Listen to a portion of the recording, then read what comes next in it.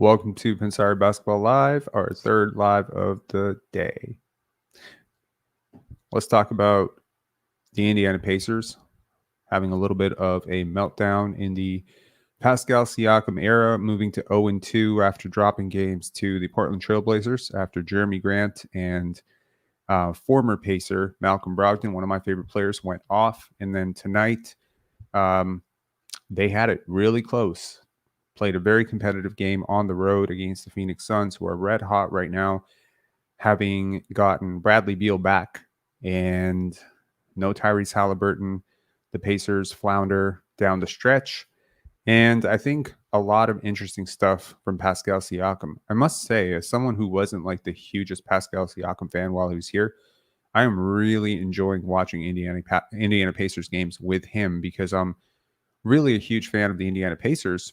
First of all, Tyrese Halliburton, one of my favorite players, and I love Ray Carlisle. And I'm just curious what Pascal Siakam does in a different situation because for years now, I've suspected that if he went to a different situation, he might be better, especially defensively. And tonight, I saw much better defense from Pascal Siakam. It's pretty cool. So let's talk about that game. All right. This is a call-in show, FYI. So if you want to talk about Pascal Siakam, the worsening of the Indiana Pacers pick, if you want to talk about their schedule and what that could look like, if you want to talk about Bruce Brown's comments, if you want to talk about Herb Jones to Toronto, if you want to talk about my earlier OG Anunoby point, spent quite a bit of time today creating a bit of a controversy on Twitter and YouTube.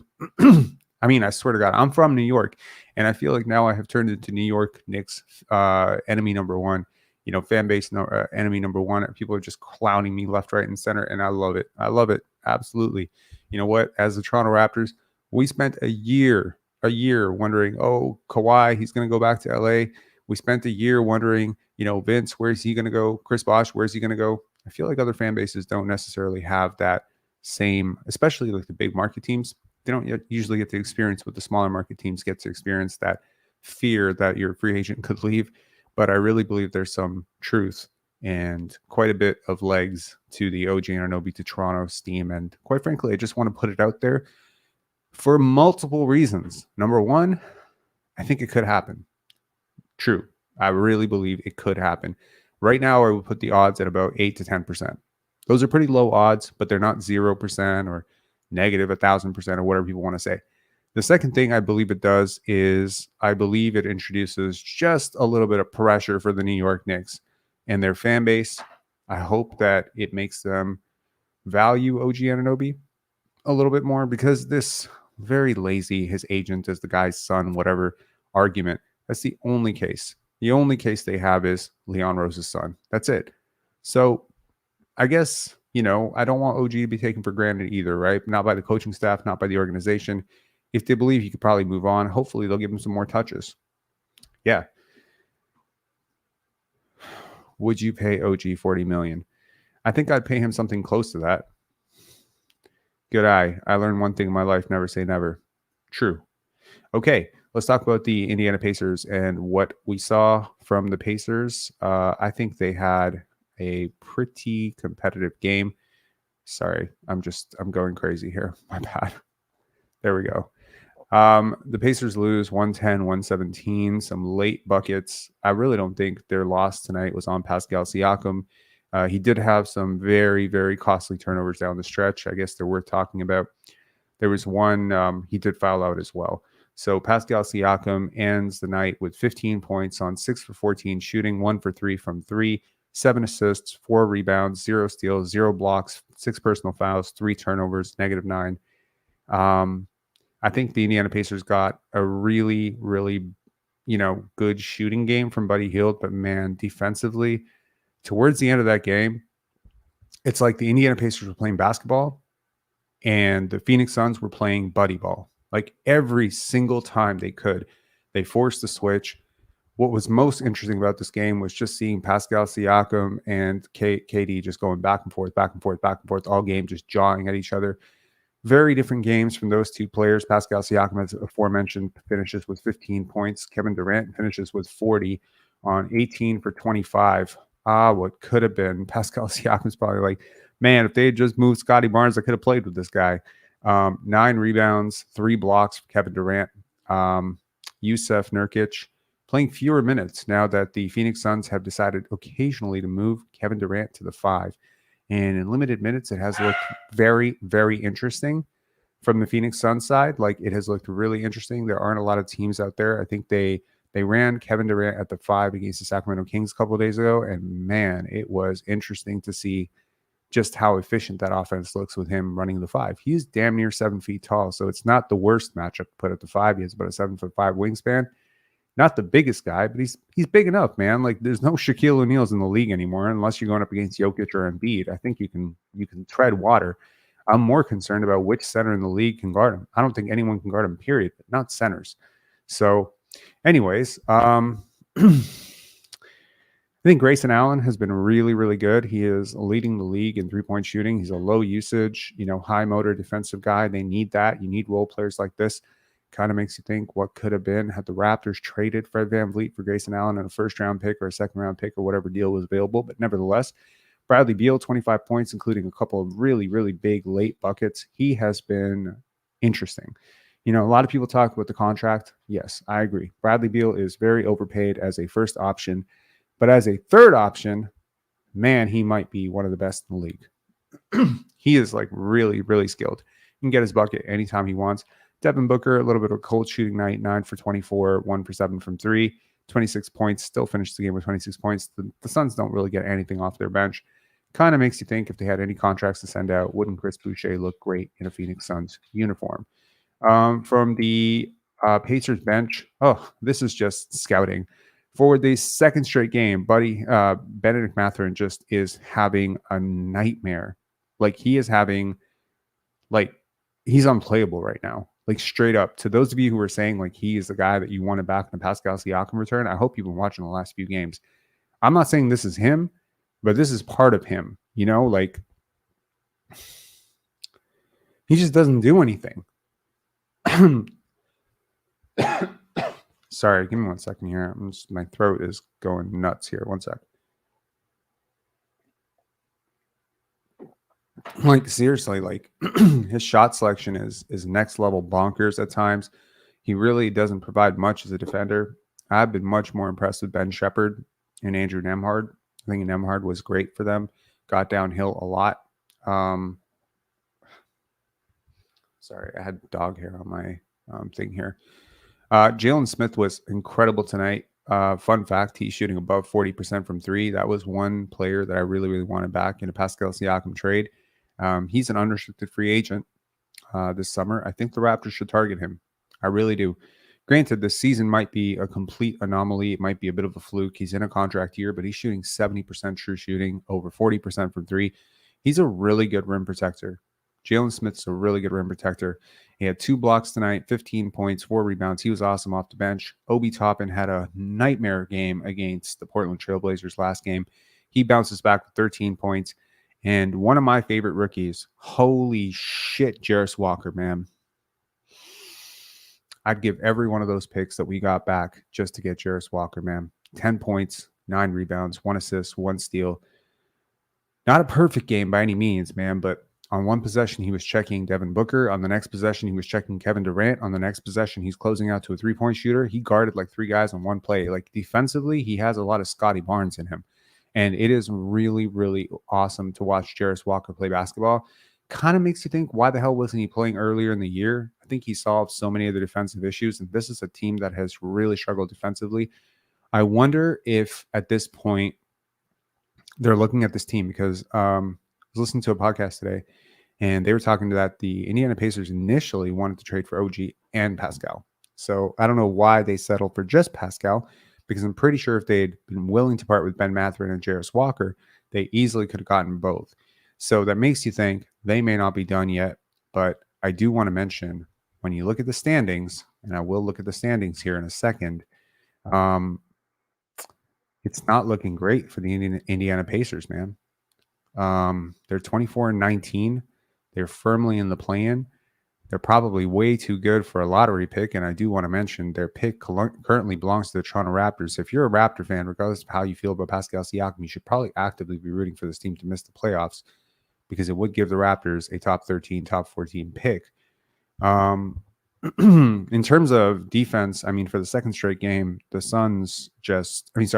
Indiana Pacers just really, really surrender a high percentage to the other team. Their defense really hasn't been great. I'll talk about Pascal Siakam and some of the cool stuff I saw from him in this game just after this.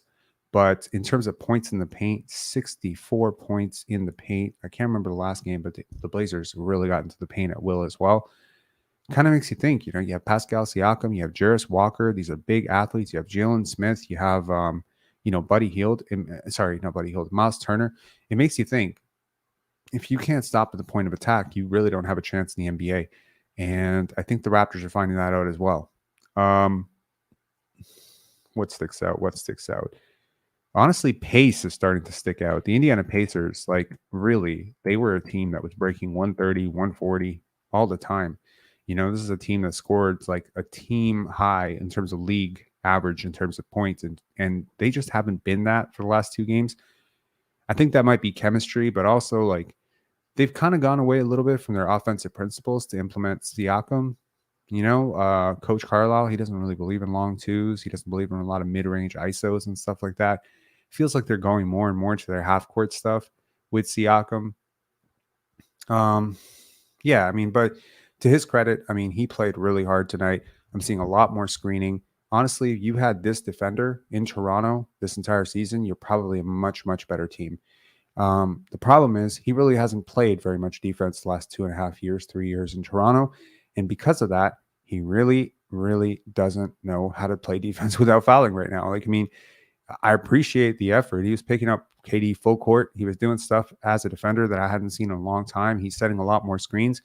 But again, he's not a big-time screener for the Raptors. You look at how many screens a game he was setting for the Raptors. It was not really his jam. He wasn't like a great screener. And screening, despite what people think, is just standing there. No. Great screening is a skill set. Emmanuel Quickley is a good screener. Jakob Poeltl is a great screener. Steven Adams is a great screener. Scotty Barnes is a pretty good screener. It's a skill set. It requires a certain body type, maybe, sure. Kyle Lowry was a great screener. It's a skill set. You either get it or you don't, and I guess you can get a little bit better at it. He's not the greatest screener, but I'm seeing much, much more of an attempt from him. But he picks up 2 offensive fouls on screens, and for one of the key marquee guys, especially with Tyrese Halliburton out, you really can't be fouling out of the game, man. This was a close game down the stretch. He fouls out, and I think the game was pretty much over when he fouled out anyways, but still, had it gone to overtime, they would have been without him in overtime. It's just a lot of ticky-tack stuff and not holding your screen, not waiting for the guy to go, etc. Maybe it's just a communication thing, but I always say when a guy sets a screen and you pick up an offensive foul as a screener, you become a little bit hesitant because that usually means that either you set a really bad screen or the guy went too early. And sometimes that's a communication thing, but I don't know. But overall, I saw much more communication from him. I saw more rotations. I saw quicker rotations. I saw less dying, in terms of Pascal has this habit where he closes out, chases a guy off the 3-point line, and then just observes the rest of the play. He would get back into the play now with the Indiana Pacers. Rick Carlisle, weirdly enough, I always, came up with him in the early 2000s as a strong defensive coach. So seeing him sort of, coaching this high octane offense that doesn't play defense has been kind of weird. Sometimes you just have to cater to your strengths and to your roster. Tyrese Halliburton, not a good defender. Buddy Hield, terrible defender. Obi Toppin, terrible defender. You have a lot of terrible defenders. I believe at this point, you really can't go with two terrible defenders on the court. I don't think you can build a great defense with even one terrible defender on the court, but you definitely can't do it with 2. It's just too much. There's too much switching. There's too much pick and roll right now. You can always get a cross match in transition if you push it down, and then you can just mismatch hunt, right? The pace is too fast. So right down the stretch, the Suns were just okay, who has Buddy Hield? Okay, Grayson Allen, you have Buddy Hield. Okay, go at Buddy Hield, buddy. This guy can't stop he can't guard his shadow right now. So if I'm the Pacers, I'm looking at a trade of Buddy Hield and one of their young players and maybe another pick that they didn't give up in the Raptors pick, and seeing if I can possibly get Herb Jones and something. But you know who else should be getting Herb Jones? The Toronto Raptors. Okay. I think we're pretty much at that point where we don't. Why are we still talking about a guy? He's a Pacer, not a Raptor. I get it, vegan grass, but you know what? Like he's a Raptor icon. He's one of the top 5 Raptors of all time. And quite frankly, this channel spent a lot of time talking about what he could or could not do. And personally, I'm just curious. And if you don't like it, obviously you don't have to watch this. But I think it's been very interesting to see. It's always interesting to see who players are in different situations, right? You see Rasheed Wallace in Portland, and you see him in Detroit. Not the same player. It's interesting. OG Anunoby in New York, different player. So I think it's interesting. I know a lot of Raptor fans who are watching every Pacer game right now. I know all the media are definitely watching every Pacer game right now, rooting for their boy. It probably won't continue past this game, but also I think that there's another connection here, which is simply put, we own their pick. So there's a lot of equity. It's like we own Pacers stock right now, and we want it to go down. We own Pacers futures, is what I'm saying, right? So, anyways, we're about 16 minutes in. Let's move on to Bruce Brown's comments, right? So Bruce Brown catching a lot of flack. He was all over the media, all over the newspapers today. Let me flash that on the screen. 1 second here. Okay. Kind of tired. Okay. So Bruce Brown making some controversy here.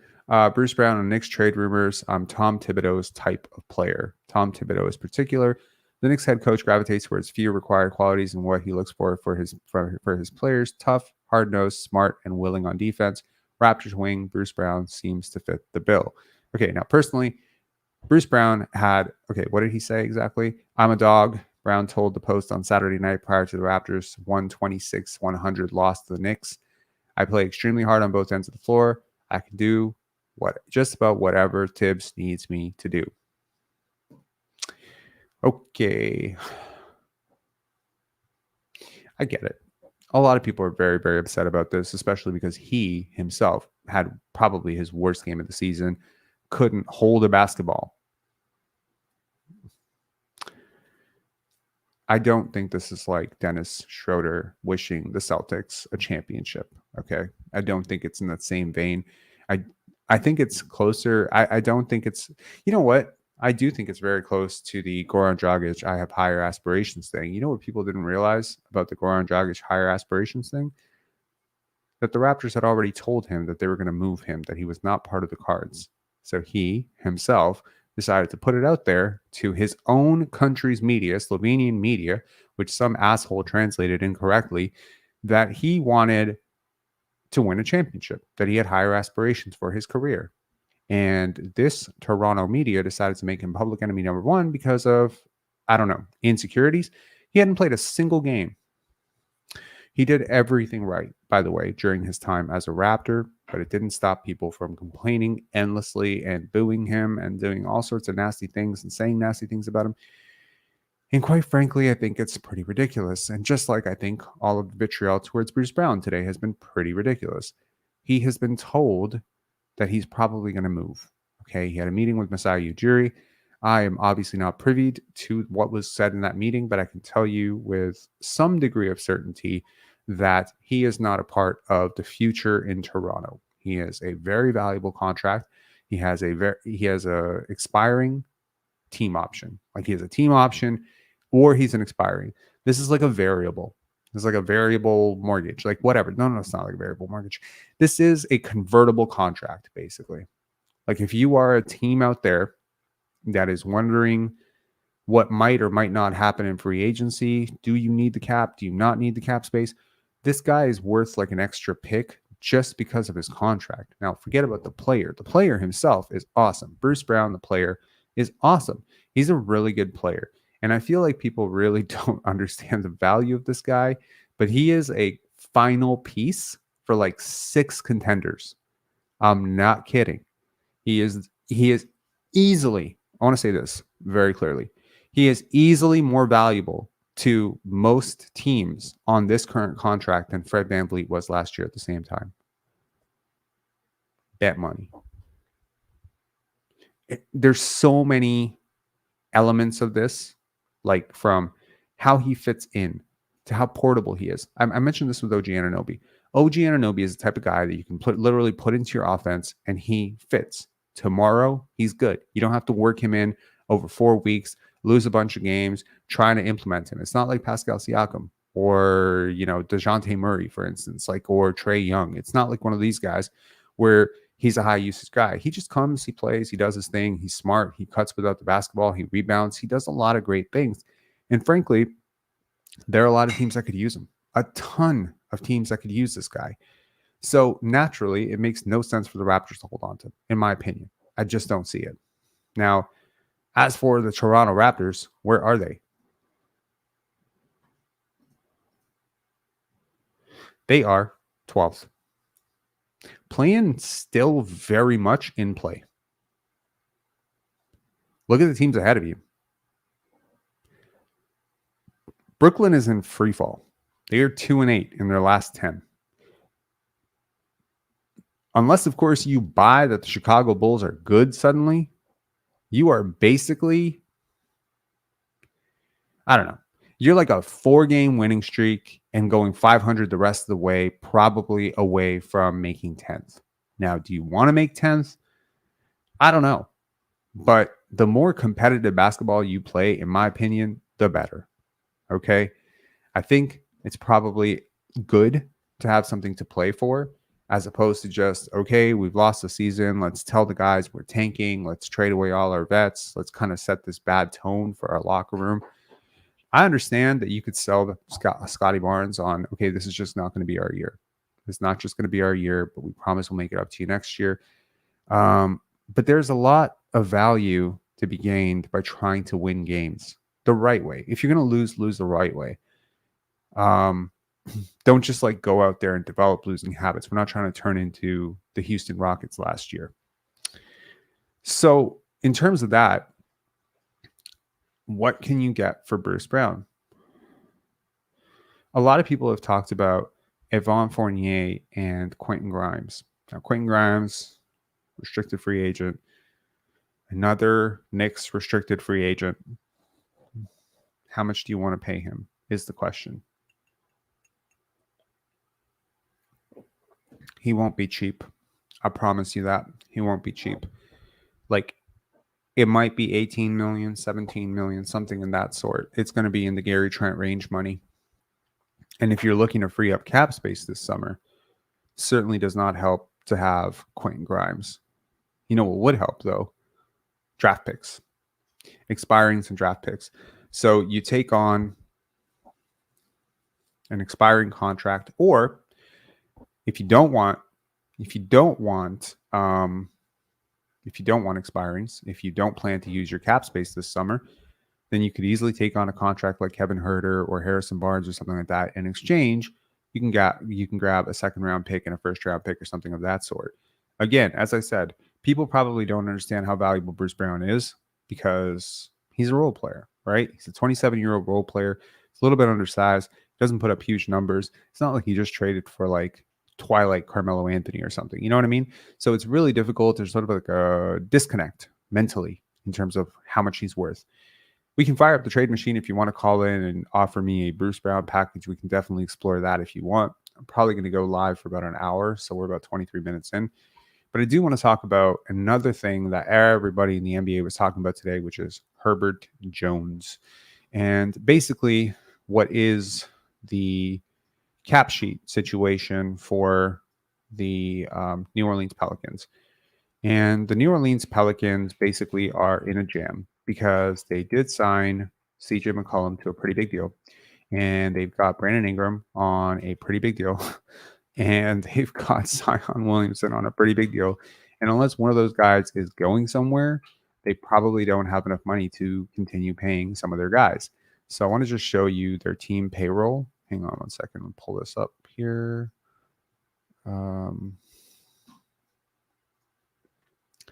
Okay, this is via Hoops Hype. So you can see their payroll for this season, right? So their top paid guy is CJ McCollum. He's on a ascending contract. Zion Williamson, he's on a ascending contract. Basically, their contracts are linked. Then you have Brandon Ingram. Brandon Ingram is going to be a free agent they can negotiate an extension with him at some point, he's going to command a lot of money. Okay. So they're probably looking at 25, 26, and they're just like, holy shit. There's actually a price to being really good at team building, is that eventually you have to pay everybody.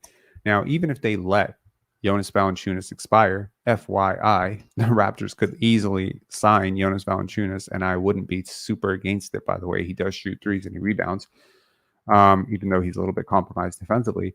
They do have this super long-term salary here devoted to Herb Jones, and it's a great salary. It's an absolutely great salary. He's currently in the first year of a 4-year contract that pays him a total of $54 million.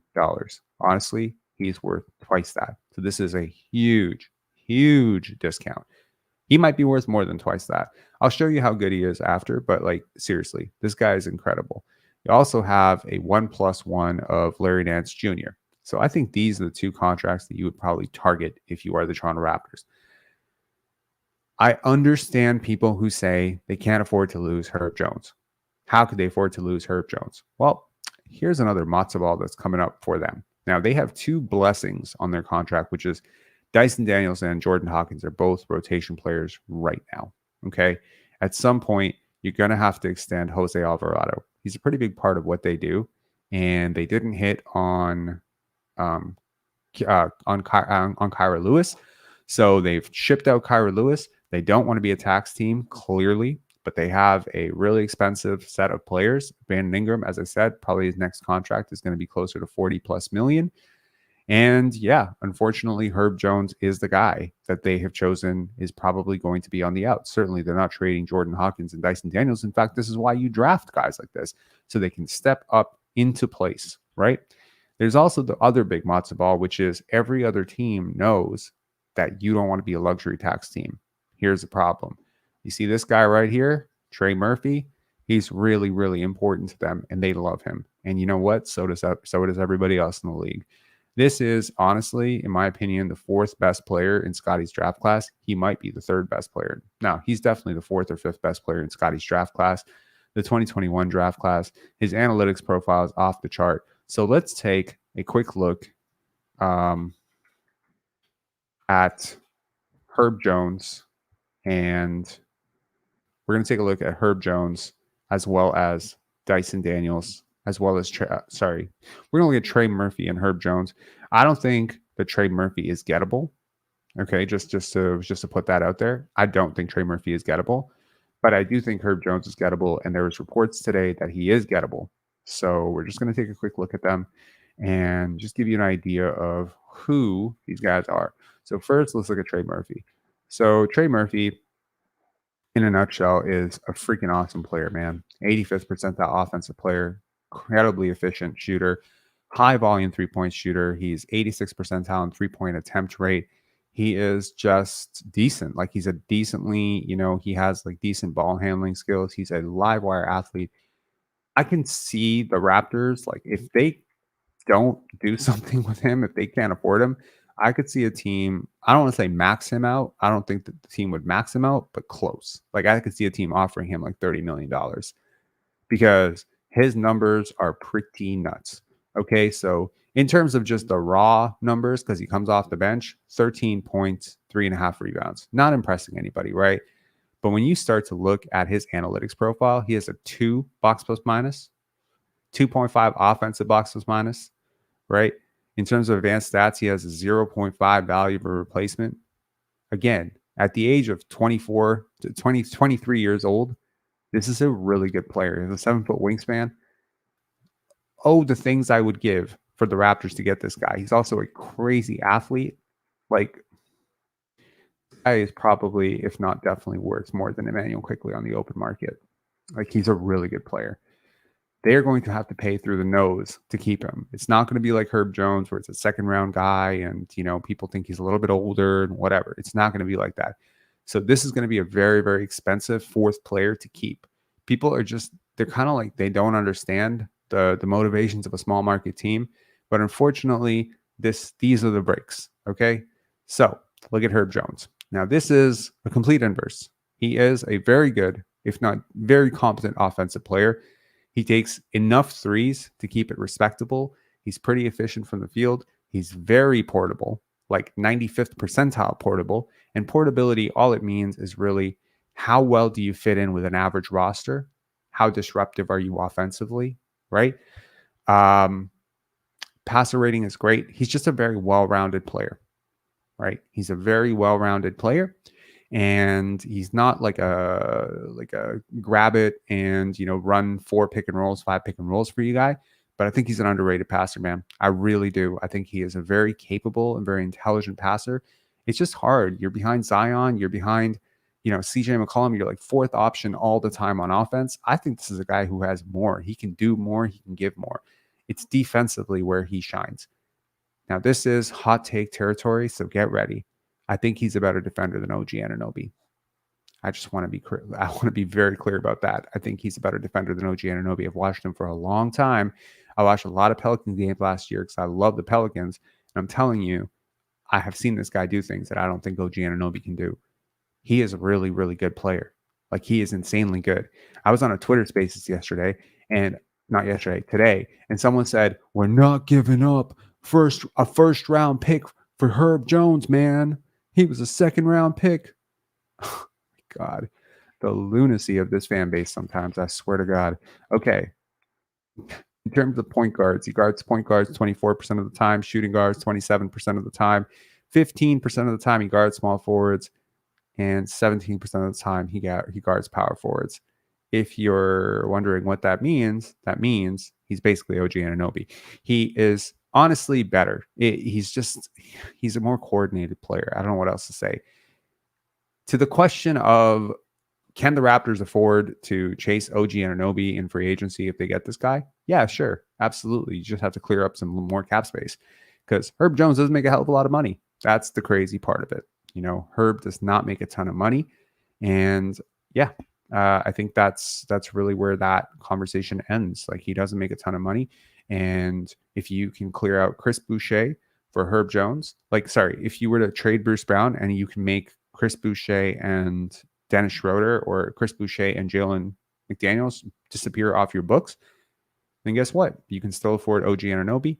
You could also afford other players. There are a lot of other players that are going to become free agents. They're not like the big name free agents, like your OG Anunobys and Pascal Siakams are big name free agents. Maybe you don't want to have big name free agents. Maybe you want to find the underrated free agent who can turn into a really good player for you. You know what I mean? I think there are plenty of options. I do. Okay. So let's make some trades. Does anyone want to call in? Use the link in the description. There's a call-in link in the description. If you want to call in and propose a trade, you can do that. Otherwise, I'm going to propose a couple trades. Let's check the comments here. Jones ceiling is Sean Marion. That's actually a pretty decent comp.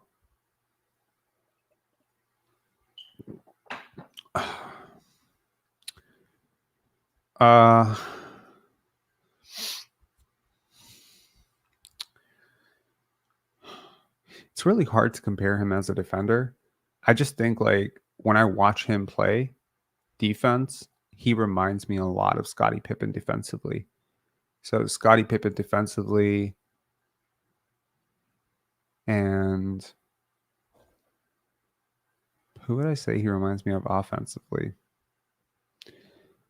A replacement level starting small forward offensively, whoever the hell that is.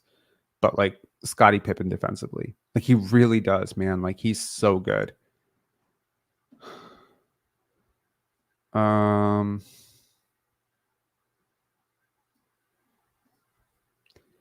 He'd be a nice consolidation. I just want to make this very clear. Herb Jones at $12 million is much, much better than OG Anunoby at $30 million, much less OG Anunoby at $35 to $40 million. But if you can get both, you might be the best defense that's ever existed. Like, Scotty Barnes, OG Anunoby, and Herb Jones, no one would ever score again. Like, that is the craziest defense I could ever imagine. If the Raptors pull that shit off, Vision 6-9 is so back. I don't know how you'd play all those guys, but yeah, that would be awesome. Maroon Prince, they draft so well. Yes, they do. But you know what? the Raptors were really interested in Dyson Daniels as well, from what I understand.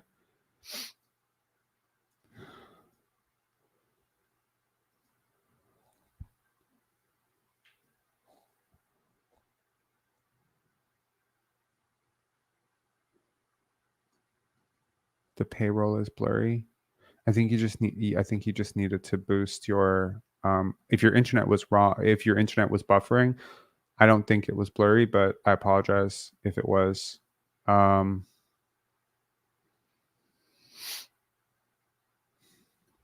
okay, so trades that make sense. Herb Jones. What would I offer for Herb Jones? Honestly, what wouldn't I offer for Herb Jones? It really does depend on what they need, right? So I think they need, you can make a case that they probably need expirings just to get under the cap, right? But they're also a team that's kind of looking to contend. So they would kind of want one of your best players, right? Would they take Gary Trent Jr. as an expiring contract? Like, would they take Gary Trent and then, make it work? Because you take another long-term contract in Larry Nance, and suddenly now you're cooking with gas, right? So if you could do Gary Trent Jr., right, and another expiring Otto Porter like that, that almost works. Like money-wise, that works, right? That's 24 million for 22 million. That works. But then, of course, comes the big matzo ball. And I mean, like, they're not getting they're obviously getting worse because they lose the best player in this deal, but they're replacing a little bit of what they're losing with Herb Jones in those two players, right? And Larry Nance, of course, like, he's a pretty good player, but he's averaging 5 points for them. So it's not going to be the biggest blow to the roster. I think where your value is going to have to come from is you're going to have to trade them like picks they value. Okay. So here's what I'm willing to give them. Now, don't shoot me. Okay. But yes, I'm willing to offer this much to get Herb Jones. Okay. So there goes the trade. I would do this.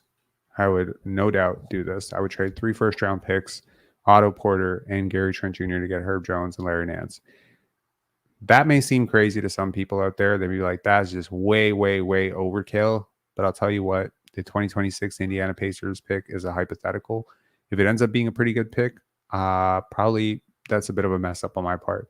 2028 top 10 protected for the Raptors. That is probably that would be the last resort if they got a better offer. Maybe you don't have to do that. I'm just thinking around the rest of the league, who can offer a pick, who can offer a package for Herb Jones now that OG Anunoby is technically for now off the table. I feel like a lot of those OG Anunoby packages that were floating around, like multiple picks, whatever, I feel like some team is just going to make that out and make that package for Herb Jones. And I just think for Herb, it's not even about Herb necessarily.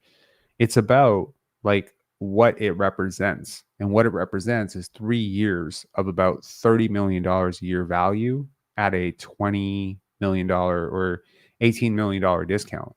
How can you prioritize a first round pick over that? To me, it's if you're trying to be good, this is a 1-of-1 type of defender. There's 3, okay, it's not a 1-of-1. There's 3 defenders like him in the whole league. Having one of them locked down for 4 years in his prime, he's 25 years old. This is, I don't know. Also, from a personality fit, he fits your locker room so freaking well. It is next to ridiculous. Now, let's try another trade for Herb Jones where maybe you don't give up as much pick equity, but you're going to have to give up something of serious value to get him. And I don't think that Bruce Brown plus 1 first-round pick gets it done. Okay, I'm just being real. I don't think that's possible, but here, let's give him Bruce Brown, right? Which gives them the convertible asset, right? Gives them that flexibility this offseason. But again, flexibility is only valuable if you want flexibility. And I don't necessarily even think they want to be a cap team. They don't want to be a luxury tax team next year. They know exactly what they're going to have to pay this summer.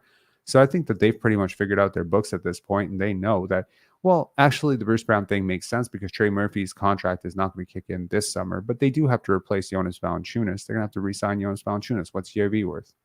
He's not coming back on a minimum, I'll tell you that. He's at least making what he's making this year. So I mean, if he's not making what he's making this year, you're gonna have to replace him somehow anyway. Who's the next center on that roster? I feel like there's some serious complications that people are not understanding with this roster, which is it's a small market team and they are very, very, very capped out.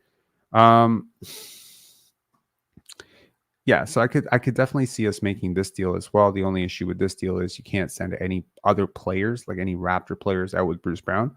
So you'd have to get a third team involved if they wanted more players. But in this case, I would just probably send them.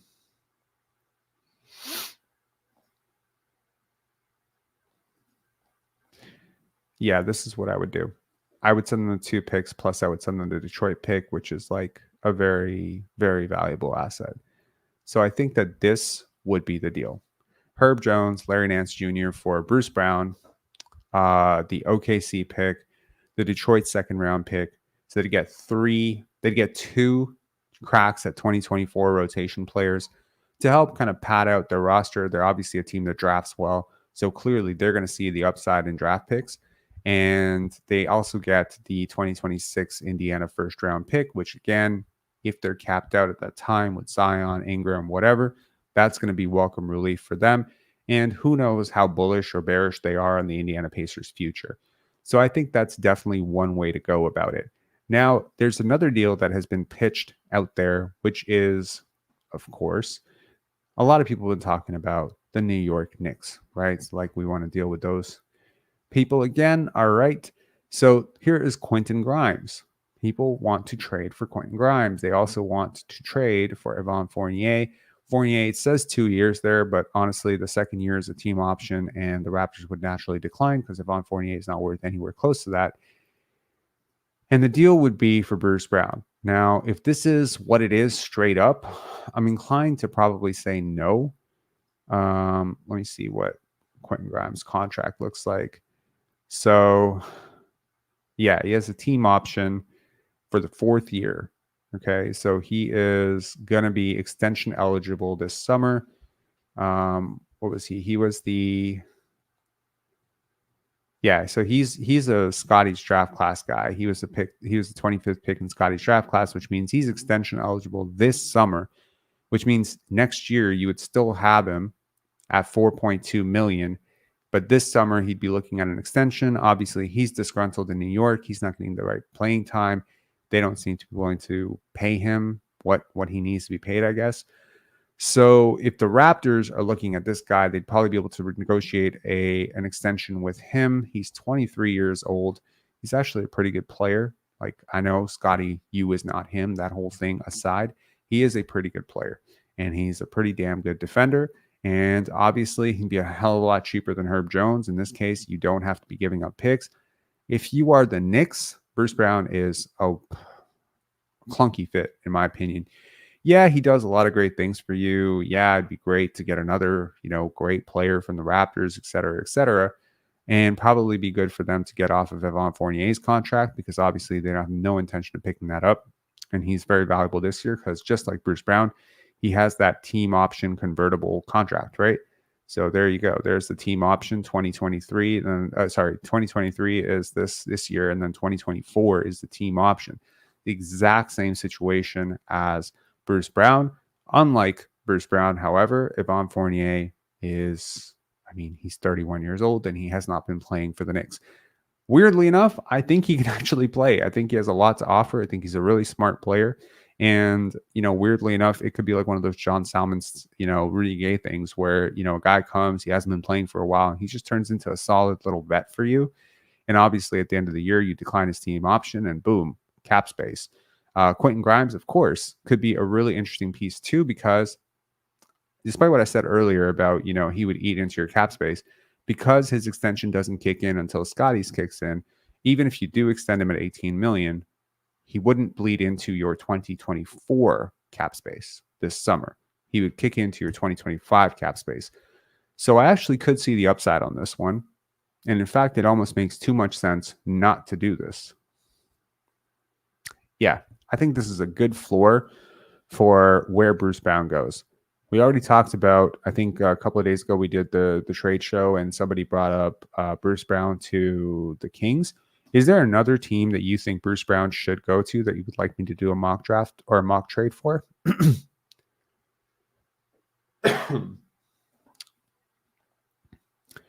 JC saying, how do we get Jalen Smith in a Raps jersey? Well, first of all, he is an unrestricted free agent. You signed him to an offer sheet. Sacramento has already been done. We traded him for Kevin Huerter and a pick. I don't know if Sacramento does it, but they should. If I was Sacramento, I would do that in a heartbeat. He helps them so much more than Kevin Huerter does right now. Magic. Okay, that's a good one. Denver. I tried the other day. It doesn't work. Japjeet. Sorry. The Hawks. Well, now tell me why the Hawks would do it. Maroon Prince. Minnesota for Naz Reid. No. Houston. Yeah, that's a good one. Golden State. Actually, Golden State wouldn't be super bad.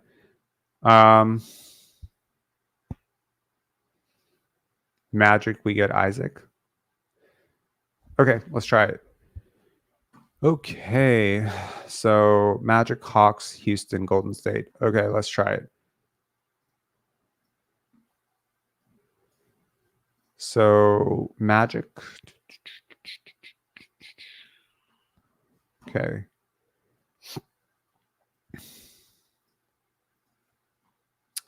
For Jonathan Isaac, like you think you would want to do that? I mean, personally, I'd be a lot more interested in Wendell Carter, but I don't think they're going to give him up. Tell me why you think the Magic do this, or why the Magic need him. I'd never really thought about the Magic needing him. I mean, he's one of those guys where everyone. I'm more inclined to believe that, and I wonder if the Magic would do this, a Gary Trent Jr. for Jonathan Isaac swap. Like, would the Magic do that? It kind of helps both teams. The Raptors badly need defense, and the Magic badly needs shooting. So I wonder if they would do that, especially if Grady Dick is going to play more minutes, right? And Grady has been awesome the last few games. So I'm just very curious if they would do that. Everyone keeps saying Naz Reid. Like, I don't think so, man. I don't know what's going to happen.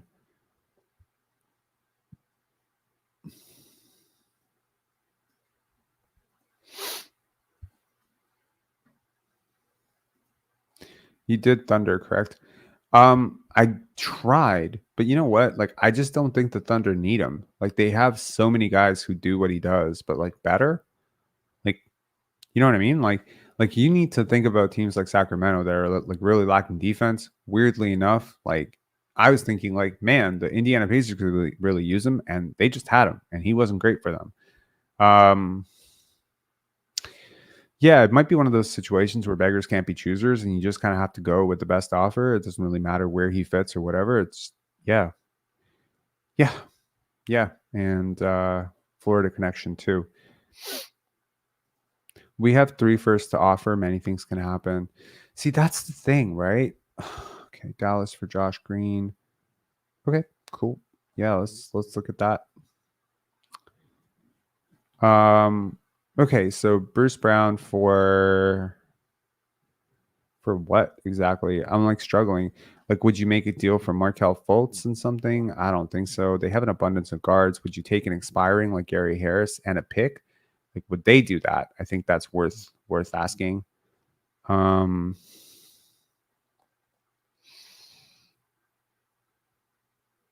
just trying to think like who they don't need.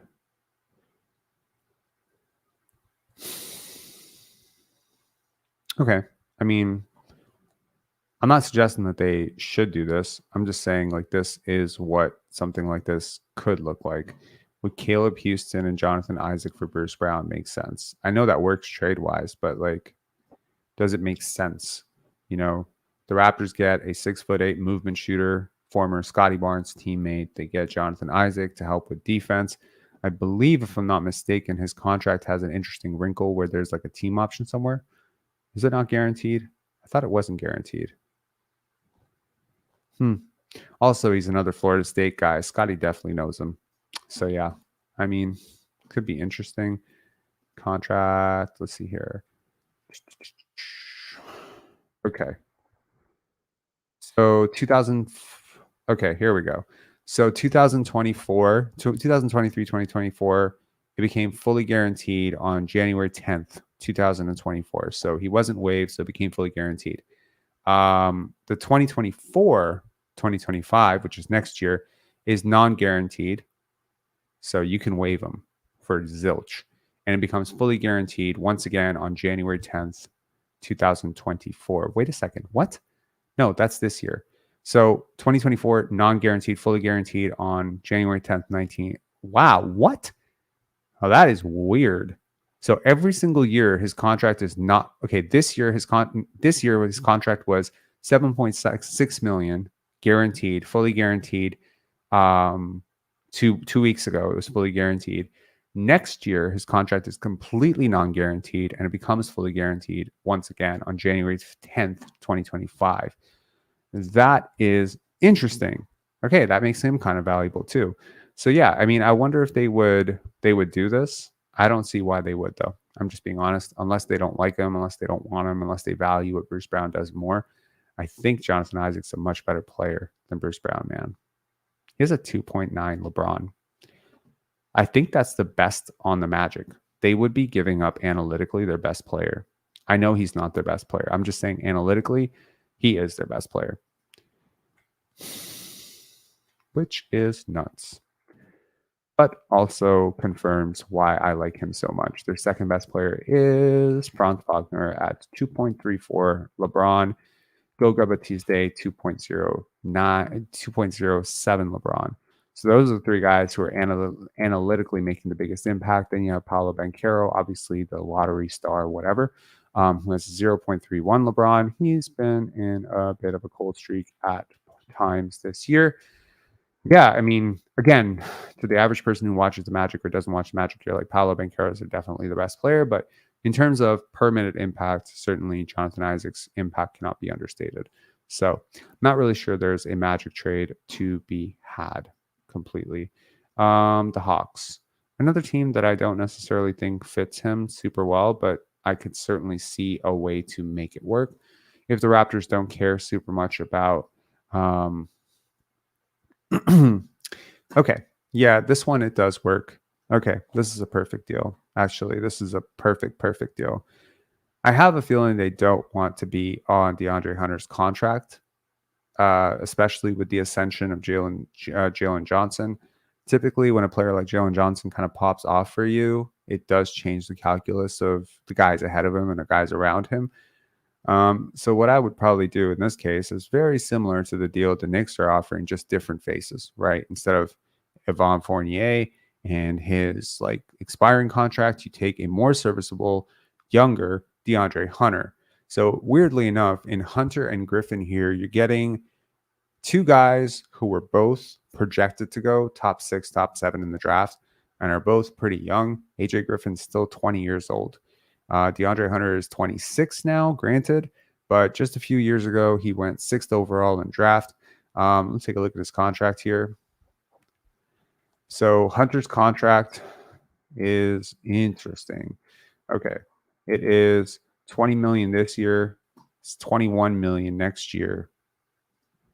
23 million in 2020. Sorry, 2020. Okay, 20 million last year, 21 million this year, 23 million. So he has 3 more years after this year on his contract. It's not that bad, man. It's not terrible. It's not a great contract. He's definitely not worth 24, 25 million, especially to you. You already have RJ Barrett. I mean, is that great value? I don't know, but I definitely think like I could see the Raptors, if they want to swing for a young asset, they've been talking about this for a while.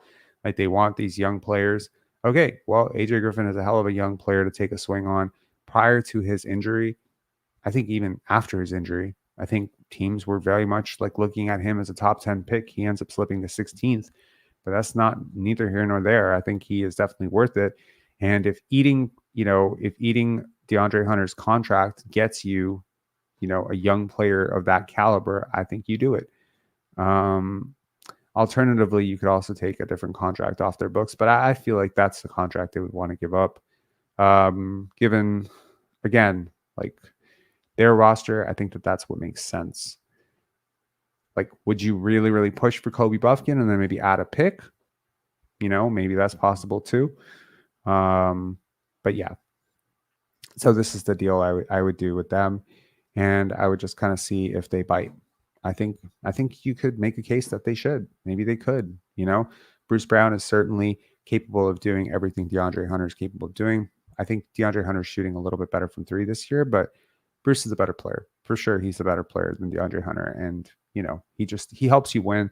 They're very close in age. I think he's just like that perfect role player. And honestly, with Trae Young and the space and gravity he creates, he would find Bruce all day. I could see it. Quinn Snyder's a smart coach.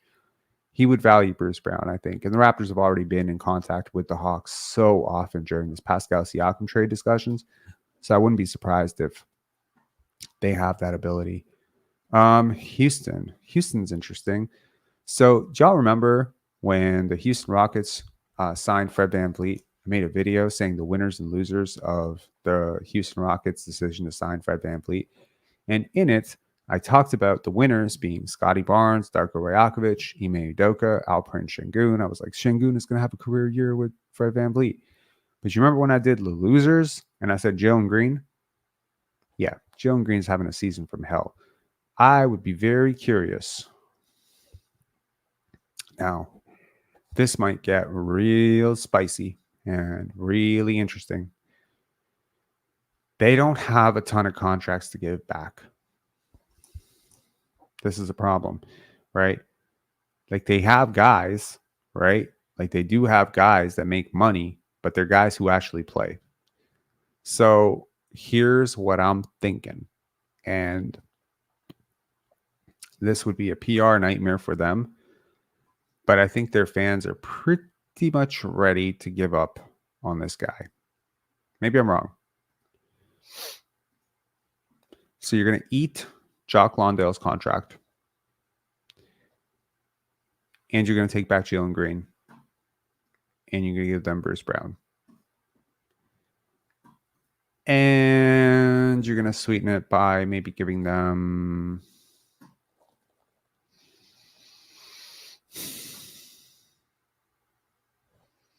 the OKC pick.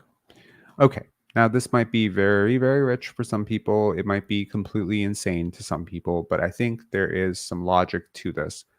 If and only if you believe that Jalen Green is salvageable.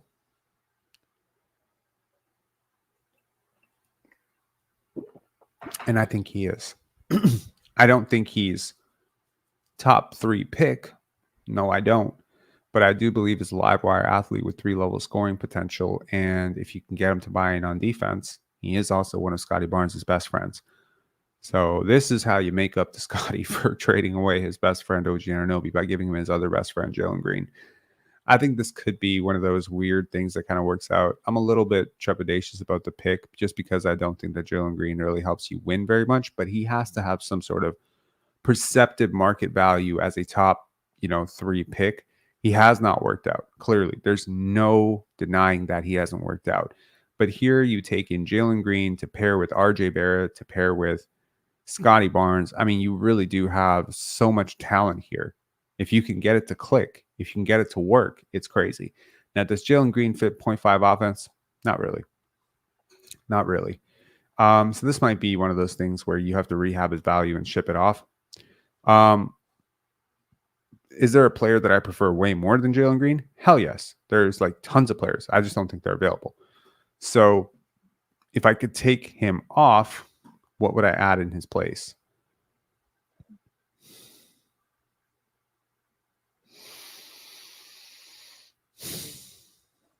I do like Amen Thompson a hell of a lot more than I like him. I'll tell you that, but they're not moving Amen Thompson. Okay. What would you do if they were to do this? Okay. Now this is going to be pretty crazy, but let's try it. Would you do... Okay. Now this is going to be pretty nuts. Would you trade 3 first-round picks to get Amen Thompson? Again, contingent on if you believe in him. Amen Thompson, Jock Landale for Bruce Brown, 3 first-round picks. Do you do it? If you are The Houston Rockets, you're kind of in win now mode. Bruce Brown certainly helps you win a hell of a lot more than Amen Thompson does right now. Now, would this be the earliest a team has ever given up on a top 3 pick? No, it has happened before. The Raptors, I believe, gave up on Chauncey Billups. Fun fact, he was a top 3 pick. So it does happen from times. Was it the Raptors that gave up on him, or was it the Boston Celtics? I cannot remember, but somebody gave up on him. Okay, let's move on. We got 54 comments. The Celtics will not work. The Celtics absolutely do not work.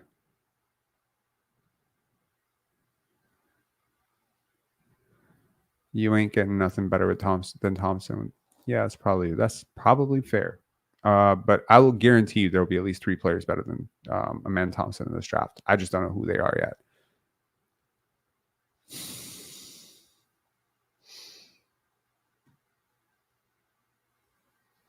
Imagine getting the number 2 pick for this guy draft.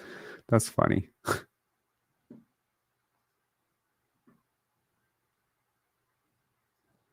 Jalen with 0 IQ, bro. Okay, look, I've watched Jalen Green for a long time. He is definitely not a 0 IQ player. He's not a 0 IQ player. He's a pretty instinctive player. He's not a stupid player, though. If you think you're getting Precious Achiuwa shooting guard version, trust me, you're not. Like, he was an incredible high school player. I watched him in high school. Really, really like awesome live wire athlete, twitchy, gets to the rim. The problem in the NBA so far is I don't think his development has been on track. Do the Raptors believe they can get his development on track? I don't know. But he's kind of like smallish, which is kind of weird, right? So he would be like a 6-man sniper type of guy, right? Now, would he want to buy into that role? I have no idea. No idea. Okay. So Siakam for a man at the end. Yeah, pretty much. Isn't that funny? Yeah, pretty much. Exactly. So you trade Pascal Siakam for the number 3 pick or number 4 pick or whatever the hell it was. There's like a lot of talk today about how, given how Scoot Henderson's season has gone so far, would the Portland Trailblazers have been better off just trading that number 3 pick for Pascal Siakam like they were rumored to be wanting to do? And it's like, shit, what would the Raptors have done with that number 3 pick? I think they probably would have picked Scoot Henderson, to be honest with you, but like maybe they wouldn't have. Maybe they would have picked Asar or Amen Thompson. Who knows? The Raptors go off board all the time. Okay, last one or second to last one. Houston did that. Okay, Golden State. All right, Golden State. What would a Golden State trade look like? That's interesting. I mean, they're 18 and 22. Is their season falling apart? Their assistant coach just passed away. Rest in peace. Rest in peace to him. So, I mean, I'm not really sure, but Bruce Brown helps everybody. What can Brown do for you? Okay. I have a feeling that in this case, you end up having to eat like a contract you don't want to eat. But here's what I'm thinking. Okay. Don't freak out yet. This is what I would do. I'm not kidding. If they're tearing it down, I would eat the salary of Draymond Green and take Moses Moody, and I give them the expiring. Does this help anybody? Probably. I don't know. Do they think Draymond Green is overpaid? I have no idea. Probably more realistically, you're going to get Andrew Wiggins back in this deal. And I'm not really sure I want to do that. I feel like I see more upside in Draymond Green than I do in Andrew Wiggins at this point, despite the fact that one is 3 years older than the other. But okay, let's say they're not going to give up Draymond Green, whatever. Andrew Wiggins and Moses Moody. Well, guess what? You actually can make this deal. You can take back way more salary because A, you have a trade exception, and B, you've actually cleared up enough cap space that you've gotten enough under the luxury tax. You can actually take back more money. How much do you value Moses Moody is the question, I guess. Right? I mean, you got to give something for them to, you're giving them super value right now in Bruce Brown. He would be a lot better for them than Andrew Wiggins. They just watched the Nuggets win a championship with Bruce Brown playing such a huge role. He would fit into Kerr's offense very beautifully. I think the price you're paying to get Moses Moody, having to eat Andrew Wiggins' contract, is a very steep price indeed. I feel like this might be a little bit overzealous on my part, but I would at least consider it. You do get more talented. And if you could rehab Andrew Wiggins at all to like 80% of what he was prior to this downturn last year, maybe being home is something good for him. The Raptors clearly know him. Clearly. I mean, anytime there's a Canadian basketball player, you know the Raptors have such deep ties with Canada basketball. They probably know exactly what's happening with him. And it is a personal issue. I've heard that a couple times. So, yeah, I mean, if they can rehab some of his joy for basketball, if anyone can do it, Darko and Jama can do it. Jama has a good relationship with him as well, by the way, because he was spending, he spent the last 2 years with the Golden State Warriors. So clearly, I believe that Jama had a really big part in developing him and getting him to ascend in Golden State a couple of years ago. Maybe they can refine that magic. So I don't know. I think I'd be open to this if the Raptors did not have plans to use that cap space. And if they do have plans to use that cap space, well, then I vastly prefer OG Anunoby to Moses Moody and Andrew Wiggins. Okay, Dallas. Dun, dun, dun. I actually think he fits in really well with Dallas too, but I'm really curious to see what they would have to get back in order to make it work money-wise. I mean, from the Raptors side, again, I'm doing something that I'm not really sure the Raptors are willing to do right now, which is I'm taking back cap space. I'm taking back money for next year, and I'm not really sure they're willing to do that right now. Maxi Kleber and Josh Green, of course, being 23 years old, pretty valuable contract if you look at his player profile. He is, let's see, he's already extended, so he was part of the 2020 draft. Right, he was the 18th pick in the 2020 draft. He has an extension that kicks in $12 million next year, $13.6 million, then $14.6 million on his rookie extension. Then he's a free agent, unrestricted after that. Is he worth it? Yeah, sure, he's worth it. He's worth it. Does he fit to 0.5 basketball? Hell yes, he does. He does. Maxi Kleber would be awesome. I think he's a really good player as well. If you're planning to keep Dennis Schroeder, I think this is a guy who helps you win. This was honestly the deal in principle. Like, these two guys were two of the big pieces that I expected to come back in a Pascal Siakam trade, weirdly enough. So yeah, I mean, this is an interesting. Now, would they do it 1-for-1 like this? Why would they do this? I don't know. I really don't know. They would have to value Bruce Brown a lot. I don't think he goes back to Denver because he doesn't really fit, and they kind of tried to replace him already. Was that it? Yeah, that was it. I'm not really sure, man. I think the best place.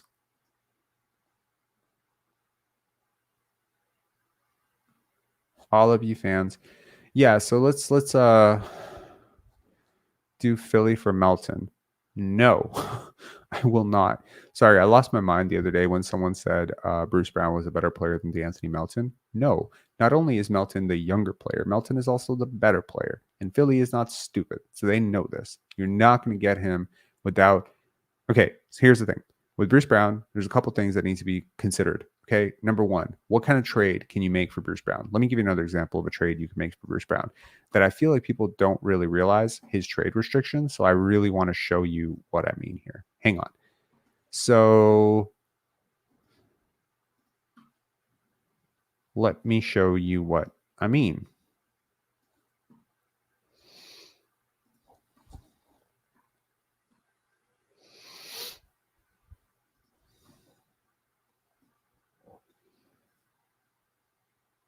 Wait, hold on.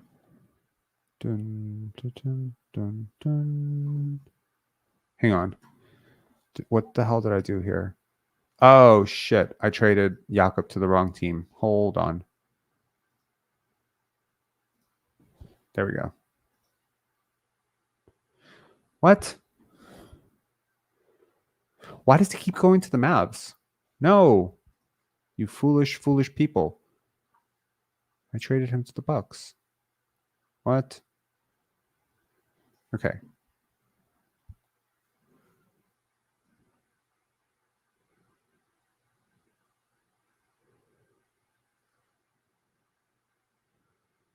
Um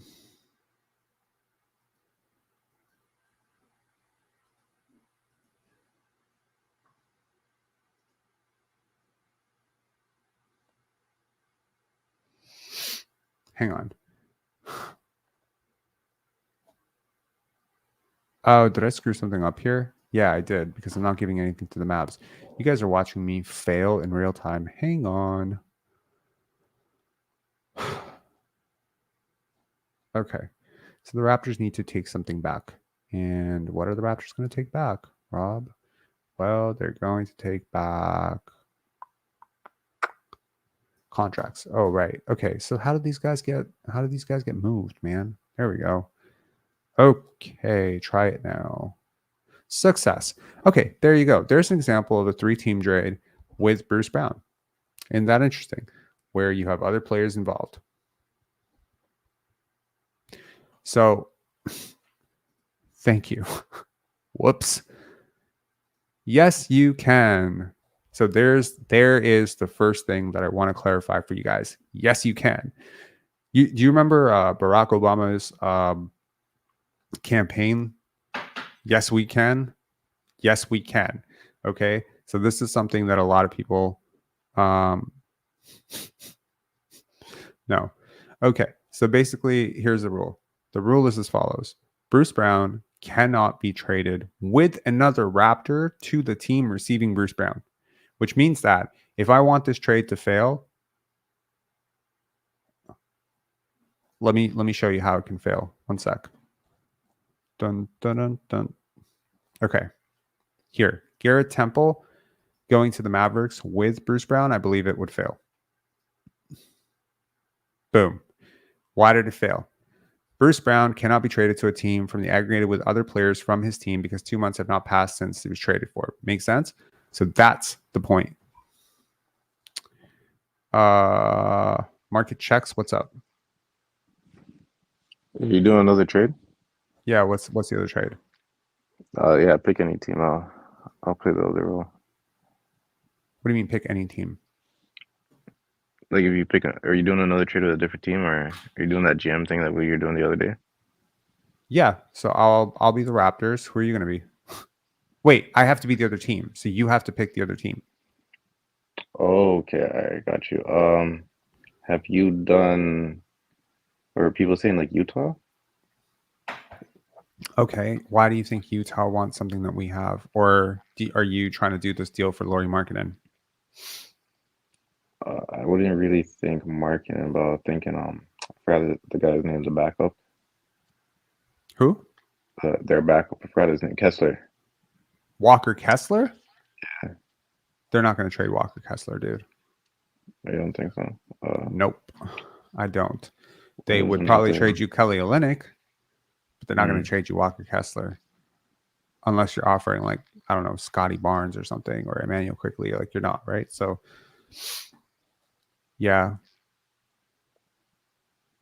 Is there some other trade you wanted to check out? I don't really like Collins. Kind of not the greatest. You like John fit. Collins? No, I said I don't really like him. He's not the greatest fit. I don't think they really like him either. Yeah. What's another kind of? I don't even know if Utah's really a contending team. What's another contending team right now? Maybe like Sacramento might want him. Bruce Brown? Yeah. Yeah, we've already done the Sacramento Kings, Oh, but yeah, like I mean, we can do another version of it, but yeah, like I mean, I think they should want him. The only thing that they keep getting hung up on is, you know, they do have to. I believe they have to extend Malik Monk this offseason. So getting off of Kevin Huerter's money and having Bruce Brown around for this year is a bit of an upgrade. I think that helps them, but I'm not sure how much of a pick they're willing to give or how heavily protected they would make it. But yeah, like the deal is pretty simple. I don't think the Raptors would take 2 extra years of Harrison Barnes' contract just to get a pick in Bruce Brown's contract. Typically how these things work is if you're the team with the expiring attached to the valuable player and you take extra years, you get a pick for every year you take. That typically is how it works. So yeah. Yeah. Any more ideas? I know Lakers are you probably already did the Lakers, right? The Lakers for Bruce Brown, eh? Okay, no, we didn't. So let's try that. Apparently the Lakers want him. I just don't understand what they would give up for him. So okay, cool. I'm the Lakers. You're the Raptors. What are you offering? All right. Well, so obviously let's start with Brown, and I would probably say let's throw in Boucher. You cannot trade Bruce Brown with another player from the same Oh, that's team on the. to the same team. Oh, it'll become a 3 team. Okay, so that's what the Yeah. clause are. All right. Let me see who the Lakers got.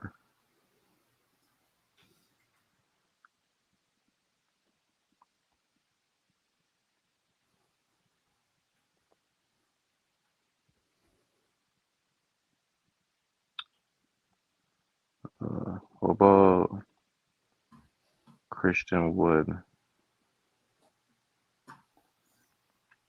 Okay. I'm the Raptors. You're offering me Christian Wood. Okay. All right. What else? You got a lot of money to make up, man. He makes $2.7 million. Contracts that cheap. Okay. I would also put. How much is? Oh, we'd have to probably put like Rui in that deal. Hachimura. I feel like the Lakers wouldn't do that. I'd be giving up too much for them. But that's I swear that's like the only contract that would work right now. Probably Rui, right? D'Angelo Russell, Rui Hachimura, one of those two guys, or you would have to give up Austin Reeves plus Gabe Vincent, which they're not doing, or you would give up Vanderbilt plus D'Angelo Russell, which I think is probably a little bit more accurate. Yeah, Christian Wood is not a Raptors type player. He's definitely not a Darko type player. I don't want him, so I'm just going to reject it right out. I don't want Christian Wood on my team. Get this bum off my team. Get him off my team. I do not like Christian Wood, dude. Okay, you want to offer me Bruce Brown? I'm gonna say okay, sure. Wait, hold on. Let me just think about who's who here. So I'm the other team. Okay, what would you say to D'Angelo Russell and a second round pick? Like, would you do that deal 1-for-1? And I'll throw in a sweetener or something like that. So let's see here. D'Angelo Russell plus Jalen Hood Schifino, rookie from this past year. Does this deal work for you? Plus a second round pick. Yeah. I think the Raptors would take that actually. Cool. Yeah, young. Yeah. Yeah, I mean, young. hey, I guess it depends on how they feel about Jalen Hood Schifino. And clearly, like the Lakers have had him on the team for a little bit, but they're trying to win. And, D'Angelo Russell, very high variance player. But from the Raptors side, very talented player who, if you can figure him out, no one has been able to figure him out yet. But if you could figure him out, maybe he could be a really good player for you. He did have a really promising stretch at some point in his career, Yeah, though. Brooklyn. Yeah, Brooklyn, he was really good. really good in Brooklyn. So maybe it's just the la lights, like not great for him. Anyways, man, thanks a lot for calling. Appreciate it. No problem. Yep. Medved, what's up? Hi, Rob. First time caller, long time listener from Australia. Hey, how are you doing? Not too bad. I was looking at perhaps a trade with Golden State Warriors. Sure. I was actually wondering, is it possible to do 2 separate trades with the same team? Yeah, of course. Because of the restrictions. So it'd be Bruce Brown for Draymond Green. Straight up. Okay. And then the second one would be Gary Trent Jr. and Chris Boucher for Andrew Wiggins and Moses Moody. So basically it amounts to one big deal. And when it says it does not work, we'll just pretend it's 2 separate deals. We push it in. Okay. Yep. So Andrew Wiggins, did you say? And yep. Moses Moody? Moses Moody, yeah. Dun, dun, dun, dun. Okay. And GTJ and Chris Boucher. Okay. So 2 things come to mind. these teams, like if you're looking at this from the Raptors side, this makes a hell of a lot of sense, right? You get a young player, you get a wing that you could rehab potentially, and you do get your dog, toughness, veteran leadership, whatever. I That's what I don't was know thinking. how Draymond Green fits in with Jakob Poeltl. So somehow I feel like now you have to offload one of those two players. It's kind of a weird fit for me. Granted, you could assume that they can play together, but just think it's having so many non-shooters on the court. I mean, Draymond Green, Jakob Poeltl, RJ Barrett, not the greatest shooter. Scotty Barnes is trending down as a shooter. Like Manuel quickly is about to get killed. So that's just something that I would think about is you would have two guys with not a ton of value around the league, both on 4-year deals. That's one thing. The second thing I would think about is from the Golden State Warriors side, why do they do this? Because, I mean, they're getting off long-term money, which is great. But could they not get more value than this if they were just trading these guys for expirings, right? Like Chris Boucher is two-year contract. I could see the value, but he helps you win.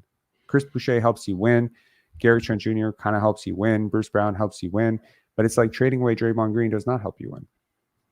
So Yeah, but I was thinking maybe getting off like a toxic asset, which is Draymond Green, maybe in their eyes. yeah, that's fair. No, I think there's some logic to this that makes sense. I guess it depends on how do they feel about Draymond Green. Like they have a really good thing going with Trace Jackson Davis. I think he does a lot of really good stuff for them. He has some short roll passing potential. He kind of operates in the same spaces as Draymond.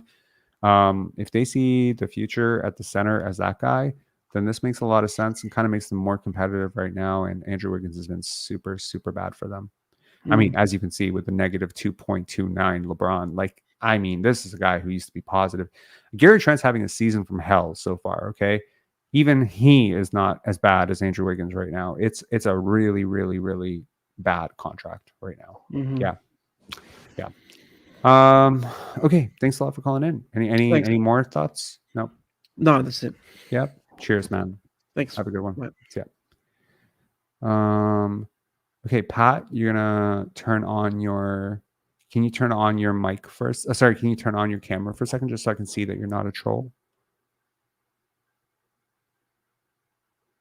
I won't put you on with your camera on. I just need to figure out that you're not a troll. Are you there? Yep. Hi, can you hear me? Yeah, I can. Okay, you're not a troll. Thank God. Okay. Not a troll. Okay. What trade would you like to explore? I would like you to be the 76ers. Okay, so I'm the Sixers and you're the Raptors? Yes. Okay, cool. Yep, I could do that. I can be Daryl Morey, pull my pants up a little bit, be a little bit more of a douchebag. Okay, cool. Okay. I am never getting a job with the 76ers with the amount of shit that I've talked about Daryl Morey. Okay, let's go. Deserves it. Okay. I want Furkan Korkmaz. Okay. And I want a second-round draft pick. Which one? Preferably 2027. Okay, very, very specific. Okay, cool. Yes. Mm-hmm. And that's it. Is there a high schooler that you've been scouting that you're like, that guy's going to be my second round pick in 2027? Middle schooler, actually, yes. Okay. It's definitely high school, dude. It's not a middle schooler in 2027. Anyways, okay, and who am I sending back? Nobody. So you're just doing it for a trade exception? Yeah. You guys ducked the luxury tax and we get a pick out of it. Huh. Would they do it? I hope so. Yeah, they probably would. That's interesting. Can you think of another way that they could clear this space, though? How far above the luxury tax are they? Well, I was looking at that Blake Murphy tweet that he sent out with the spreadsheet. And they're like, sorry. Go ahead. This would put them under the luxury tax. Like right now, I think they're like 4 point something million above it. Hmm. So this Okay. would get them So up. to expand this thought, conversely, you could also trade them Bruce Brown, a player they really, really need, right? And you could take back Marcus Morris, which would do effectively the exact same thing, right? Think about it. Oh, if you keep Korkmaz in there, or Forget Korkmaz, unless of course you're a Korkmaz super fan. Like I'm saying, like this not at all. wait. Hold on. This does the inverse. My bad. I Yeah, fucked up. yeah. So I have to take one more, which would be Robert Covington. So there you go. So if I take Robert Covington and Marcus Morris back for Bruce Brown, I'm pretty sure this works to have a pretty sizable trade exception, right? So that does work. Perfect. So I'm giving them two serviceable. I'm giving them a very, very serviceable player for. I mean, I think personally that Robert Covington's a very serviceable player.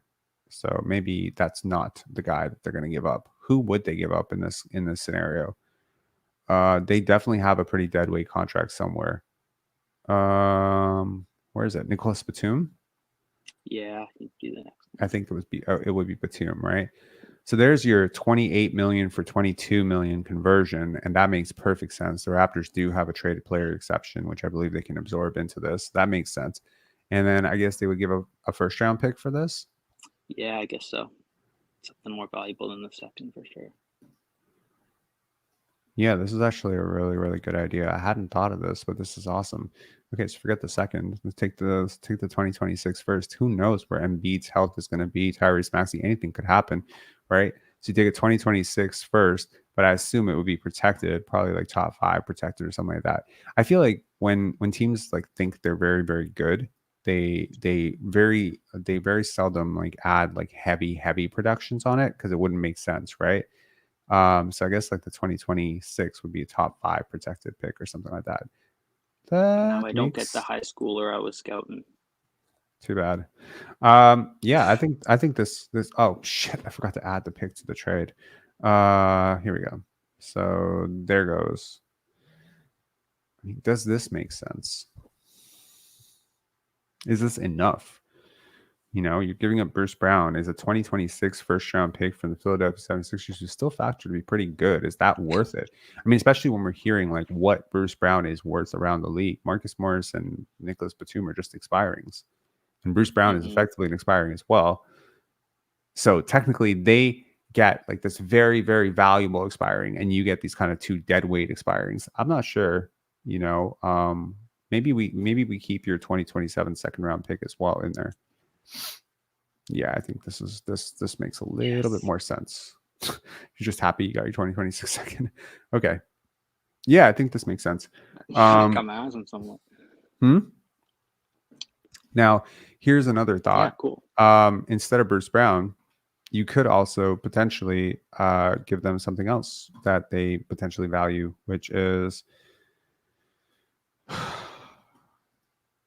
I mean, they do want cap space, so you would have to still give them expirings. But I think Otto Porter plus Gary Trent does it as well. So you can basically do this with two different teams. The same deal that I just did, where you take back a couple picks for, you know, dead weight or even a contract that runs a little bit longer. You can do that twice, basically, because this exact same deal right now makes them just as much better, if not even better than that. Gary Trent plus Otto Porter in place of Nicholas Batum and Marcus Morris. And in exchange, you take the 2 picks. Like, I'm pretty sure this works as well in the cap, and it does. So, yeah, I mean, the Raptors have options here, man, and the Sixers have expirings. Very true. That they do. Yeah. MJ saying Nick Nurse's wet dream to get Boucher. Is it? Kind of froze him out of the offense a couple times, but yeah. Anyways, Pat, any final thoughts, man? No. Well, I had a thought about a Charlotte trade too that I kind of wanted to pick. Sure. Hello. Hello. Oh, Yeah. sorry. Yep. Charlotte. Yeah. I don't know what PJ Washington's value is right now. Okay. But he's having a bit of a down year, and I'm wondering maybe Charlotte might want some expirings, a la Otto Porter and Thad Young, and maybe we give him the OKC first rounder. Oh, you're giving up a pick for him. Yeah, I don't know if that's.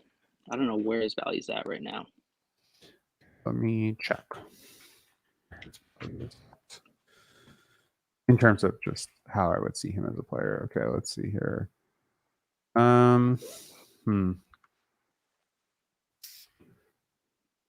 Okay, so he is having not just a down year, he's having a season straight from hell. He's been a positive value replacement guy pretty much his entire career. So since his rookie season onward, he's a negative 0.3 right now. That's tough. He has regressed in terms of box plus minus. Now, here's the thing.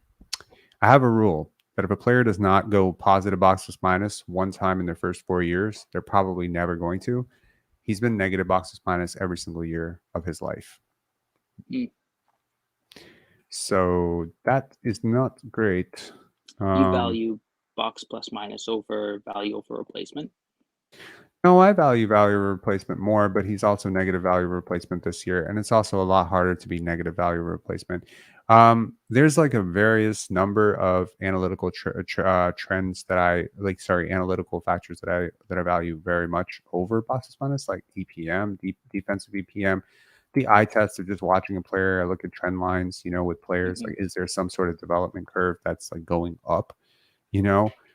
Naturally, it's really difficult to sometimes judge players in different situations, but he's a 6'6" guy with 7'2" wingspan, obviously fits the Raptors mold. Yeah, but I like the wingspan.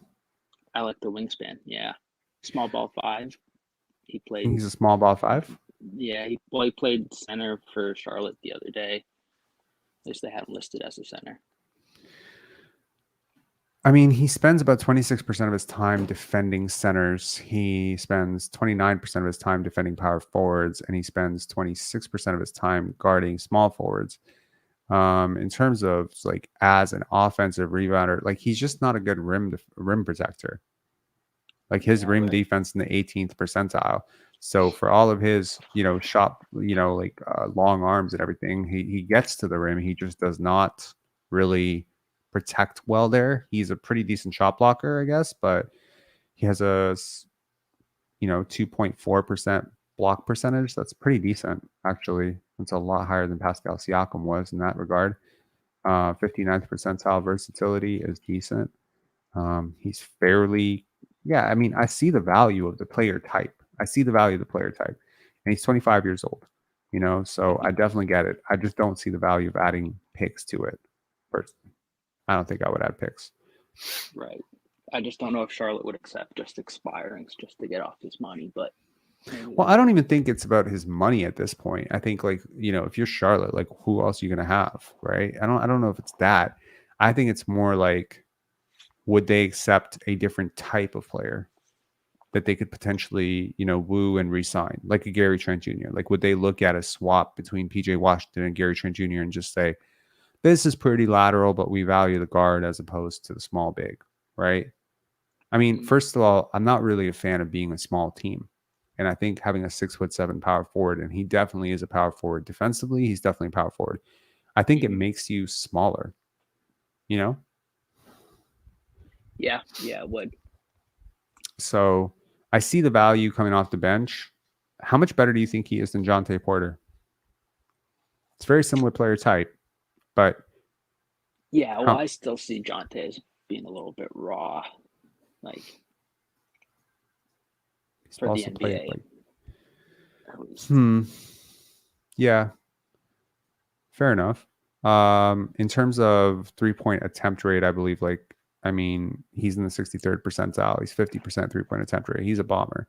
He fits really well with how you want to play. So I see why you like him. I do. And he fits really well with Scotty, and he would he would really space the floor. And I could see him coming off the bench and really, really adding something for the Raptors. I'm just not sure, right now, where his value is at. Like, if I'd be adding a pick to it, you know what I mean? Maybe like a pick swap down the line or something like that. But I don't know. Chat, let me know. Would you add a pick for Maria saying Gary Trent Jr. shoots 52% from three. Maria, have you lost your fucking mind? I think that's within like the last 5 games. Okay, thank God. What are we talking about here? Or is this like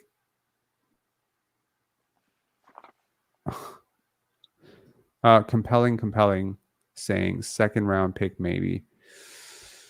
Yeah, I'm kind of in the same boat. I mean, you might have a point. You know, he's 25 years old. I mean, he's not an old guy. Maybe you don't value having so many picks. Maybe the OKC pick makes sense, you know?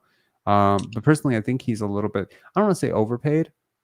I don't want to say overpaid, but there's definitely some upside baked into that contract. And seeing him go downhill this year is not encouraging. Yeah. No, it's not. But I think if he wasn't going downhill, then this wouldn't be an option for us. That's fair, but a guy going downhill this early into signing an extension, does it not scare you? Unless there's some sort of extenuating circumstance that is, you know, provoking this, like, you know, just being in a losing situation. I don't know. But yeah, the player type makes a lot of sense. I'm just wondering if there might be a better version of this out there somewhere. Like, not saying Herb Jones, but what about Herb Jones? He's also a guy who can play 4. He's also similar size. He also has super long arms, but he's just a way, way, way better defender.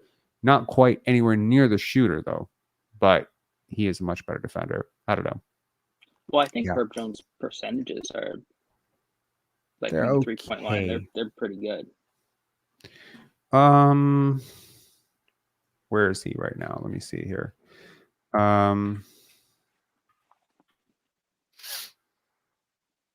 Like I want to say 38%. I don't think so. I don't think he's 38%, but I could be wrong. He is, 37.8% this year. That's crazy. Last year he was 33.5, the year before 33.7. So yeah, you're right. 38% almost this year. Not a high volume guy though. Worth noting.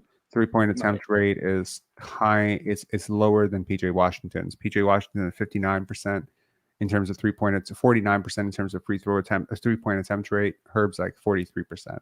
That's not that different. Okay, so they are very similar. It's just, you know, Herb is like a much, much, much better version. Personally, if I'm giving up first round picks, and he's cheaper. That's the crazy part. He's cheaper. Like Herb Jones needs to call his agent and fire him right now. Because if PJ Washington is getting more money than Herb Jones, I don't know what planet we're living on right now. But yeah, he's like 2 times, 3 times, 5 times, 10 times the defender, same size, and bonus, he's better on offense too. Yeah. If I'm given, I'd rather give up 3 first-round picks for Herb Jones than give up one first-round pick for PJ Washington at this point. Yeah, I don't know if I heard this from your stream, Rob, but would you be willing to give up the picks you got for the Pascal trade for Herb Jones? Yeah, I literally just did it earlier in the trade. Okay. Oh, sorry. Yeah. Okay. I would 100%. I would. If I could have traded Pascal Siakam for Herb Jones 1-for-1, I would have done it like a year ago. I think Herb's just awesome. Yeah, he'd be a perfect fit. Yeah. Anyways, man, Pat, thanks a lot for calling in. Appreciate it. Yeah, thank you, Rob. My pleasure. What are you doing? See ya. All right. After last night's very kind of unhinged, kind of like angry, you know, a little bit frazzled live, this was a really good break, you know, like change of pace. I do like doing this. I do like call-ins. I do think I need to be better with the comments. Obviously, the Raptors could be headed for a lot of losing, but guess what? The Raptors are also flexible because you know what? 4 or 5 wins, and suddenly they're talking about playing again. So we'll see what happens. The Brooklyn Nets are in free fall. The Chicago Bulls that were supposed to be in free fall and selling everybody, suddenly they're in the play-in picture again. I don't know if they're going to be buyers at the deadline. That would be really weird, but they kind of caught this Kobe White wave, and suddenly they're going to be competitive again. I don't know. It's a little bit strange, but whatever the Bulls are doing. Alex, Herb better than OG. Honestly, at the price, yes, he is. He is, 100% he is.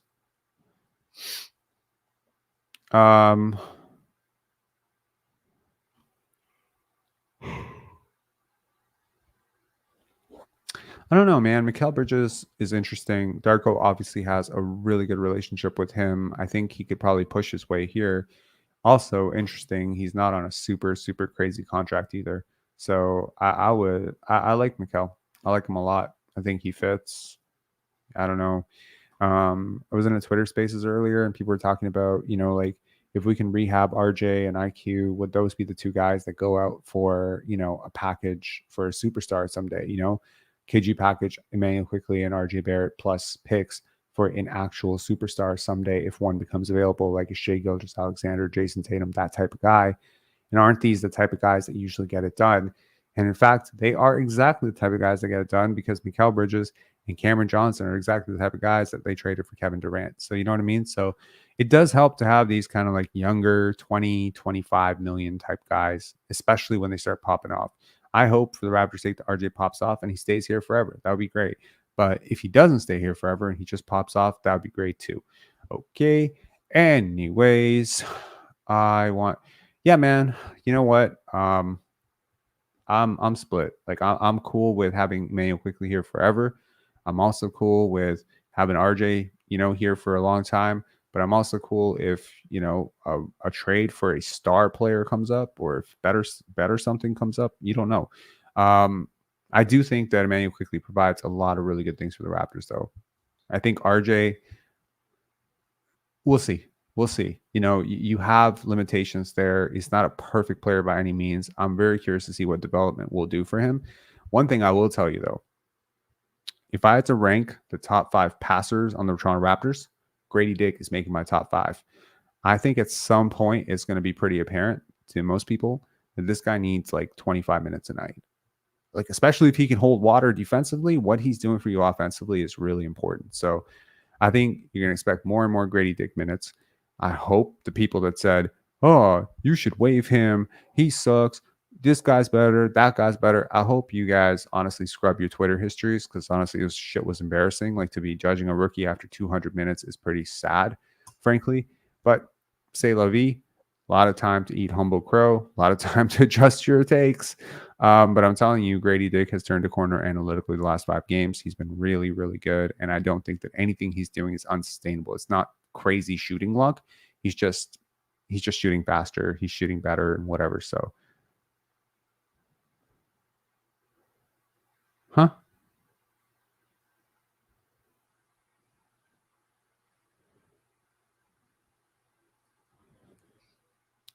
would you like more Dick or Walker from? Who do you like more, Dick or Walker from Indy? Walker. You know what you're doing. Don't do it. Don't be a child. If you can get Herb for RJ, would you do it? Yeah, easily. 100 times out of 100, I would add a pick to it. Jarris is popping off in Indy, by the way. He played good today. Yes, I covered it earlier. Jarris, did I talk about Jarris Walker? Oh my God, he was incredible. I did talk about him. I remember. Yeah, he was awesome. Like, I loved him.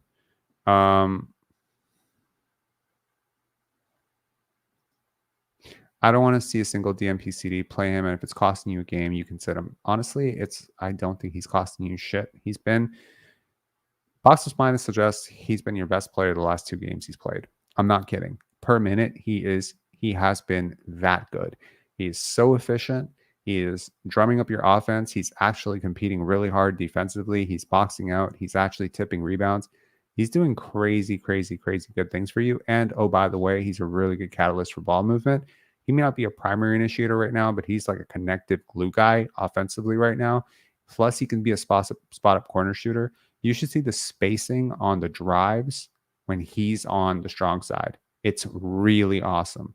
So, yeah, he's been really good. We couldn't have said, give us Jalen Smith instead of Nwora and take a pick away in the Siakam trade. Sure, we could have. I guess we could have, yeah. But I don't think keeping Jalen Smith or anything is the goal right now. I think cap space and flexibility was the goal, and losing Jalen Smith instead of like, you're not keeping Jalen Smith. I mean, maybe, but you don't like. It's kind of weird. The Raptors have so much flexibility right now. They can go one of 2 ways with their roster. It's like a pump fake. Like, they can go all in and re-sign everybody. Like, and you know what I mean? We're talking about cap space. We don't know that they're not going to re-sign Otto Porter. We don't know that they're not going to re-sign Gary Trent. It's pretty assumed they're not. But like, what if they did? Right? Maybe that's what the cap space is for. Right? But I mean, that's flexibility. They can also tender the team option. They can pick up the team option on Bruce Brown, or they can decline it and he can become a free agent, or they can decline it and they have a great relationship with him and they can sign him to a longer deal. You know what I mean? Like, they have so many options. Options are a good thing. Options are a good thing because they allow you to move with the times. You know, once the Indiana Pacers signed Pascal Siakam to a 5-year, $240. I mean, interestingly enough, I listened to the Mismatch podcast today with Kevin O'Connor, right? And Vernon and Vern something. Shit, what's his name? Chris Vernon. Anyways, Chris Vernon. Sorry, Chris. So they were talking about what the Indiana Pacers will have to offer Pascal Siakam, and they both kind of were just like, well, I hope they don't offer him the full max. Like, they think this guy's going to take 132. Yo, these are pretty smart guys. They think he's going to take 132. Like, if that happens, holy shit. That's crazy. I thought that he went there for the full max. I assume he's going to get the full max of 248. If he takes less than 248, like, consider me absolutely shocked out of my mind. That would be crazy. No, I think it was 133 over 3 or 132 over 3. So basically they said they wouldn't want to give the 5 years, that they think that Indiana should do a 3+ fourth year not guaranteed. And I wonder if he would be open to that kind of deal. The problem is the team that holds your bird rights. So this is something that I have to work on. So let me just make this my final point of the night, and then we'll call it a night. But it's a good point. So I thought, ignorantly, I'm not a big CBA guy. I've mentioned this a couple of times now. I didn't read the collective bargaining agreement. I gleaned over it. So one thing I didn't realize, and I'm reading more and more about it right now because I realize I've made 3 mistakes as it pertains to the CBA in the last year. I'm like, this is too many mistakes. Audience needs to trust me. In order for them to trust me, I need to know my shit. So I've been reading more and more of the CBA. It's very, very dry. It's very long, but I've been trying to get through it. Couple things to note. I didn't know this, but apparently if you get moved from the team that had you to a new team, you don't qualify for the Supermax anymore. Somehow I didn't know this. I thought if he makes all NBA, he qualifies for the Supermax regardless. So this was the strong incentivization from the NBA for players to want to stay with their teams because they can make this crazy extra bonus on their salary if they stay with the team that they've been with. I think there's like a certain amount of years that need to pass for you to be with that team, if I'm not mistaken. So I still have to look into it, but apparently he can't make the Supermax with the Pacers. Okay, so that's the first thing, regardless of whether he makes All NBA or not. And by the way, he put up 15 points today. He's not making All NBA unless like half the league gets injured or something like that. So the question then becomes, like, the team that holds your bird rights holds the floor on your market, right? I mean, it's not like if they lowballed him, they wouldn't lowball him completely because he obviously could go somewhere else, right? JD saying, damn, 400 plus on a non-game day. Yes, sir. This community is awesome. We are trending very, very close to 8,000 subscribers. Here's a fun mathematical fact. Over the last 20 days, we grew 1,000 subscribers. If we did this 20-day trend, if we kept this 20-day trend up for an entire year, at this time next year, we would have 25,000 subscribers. I don't think it's going to happen, but it could happen. I don't know. There's also exponential growth when it comes to subscriber growth. So anyways, let's finish this off. So basically, the Indiana Pacers will determine what is the floor on Pascal Siakam's contract by the contract that they offer him. Now, if they offer him what they're expected to offer him, which is 4 years, 192, or they risk that another team can kind of come in and offer the same amount, and then they could lose him, right? If they offer him the 5 to 248, I believe that's the big bargaining chip of keeping him around. And clearly, if his camp, if his agency agreed to get him to Indy, there has to be this calculus on their end that he is going to be getting the 5 years. You know what I mean? So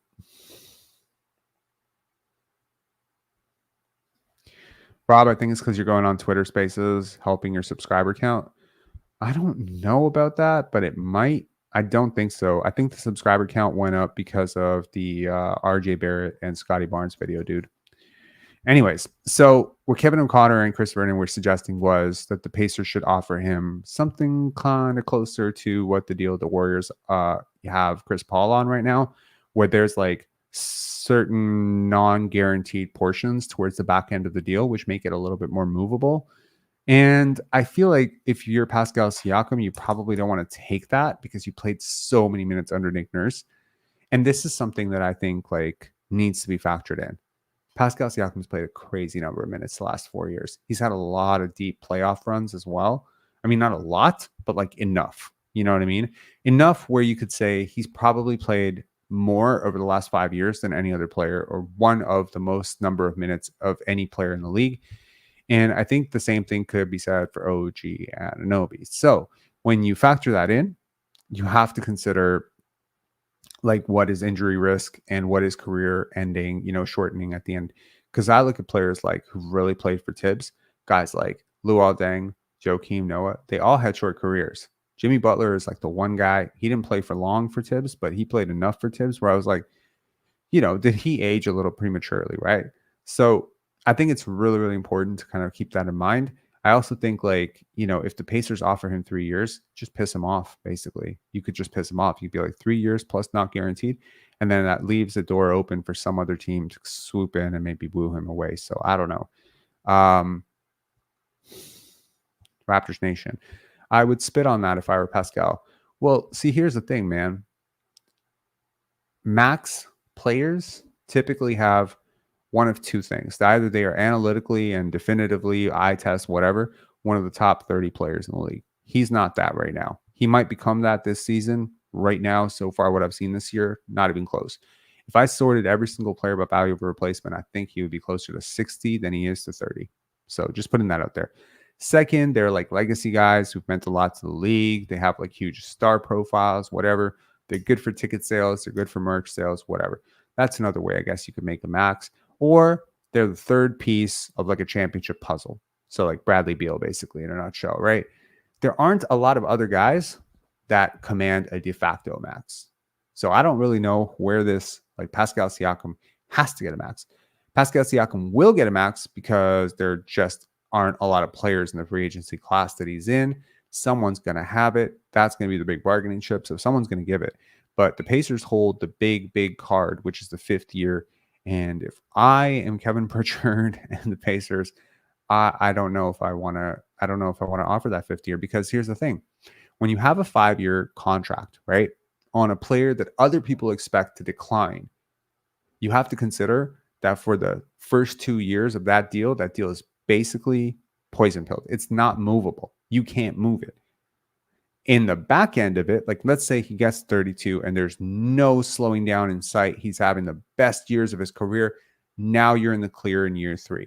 Now people are like, okay, it's just a 3-year contract. He's playing really well.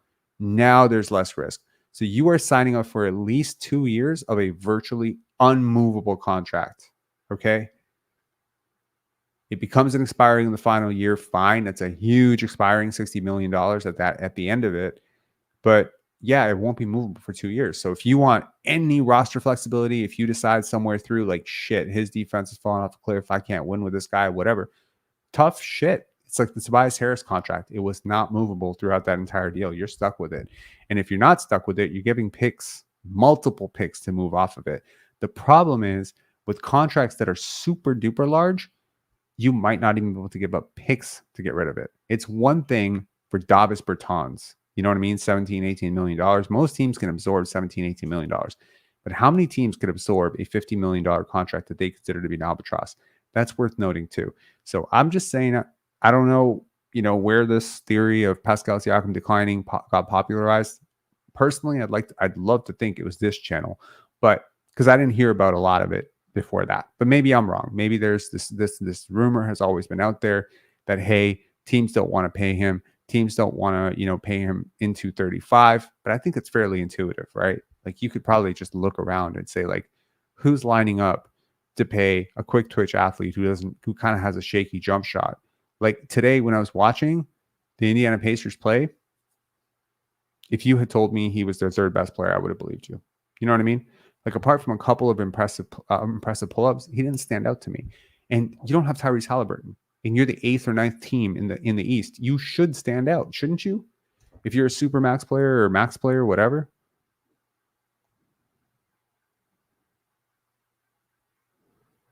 Huh.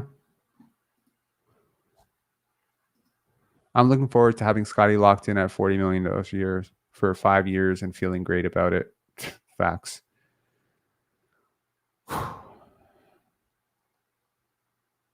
Anyways, guys, that is it for me. We're almost approaching 2 hours. To be fair, Rob, it's a second game there. Yeah, man, but like, I'm not judging the game. I'm saying, like,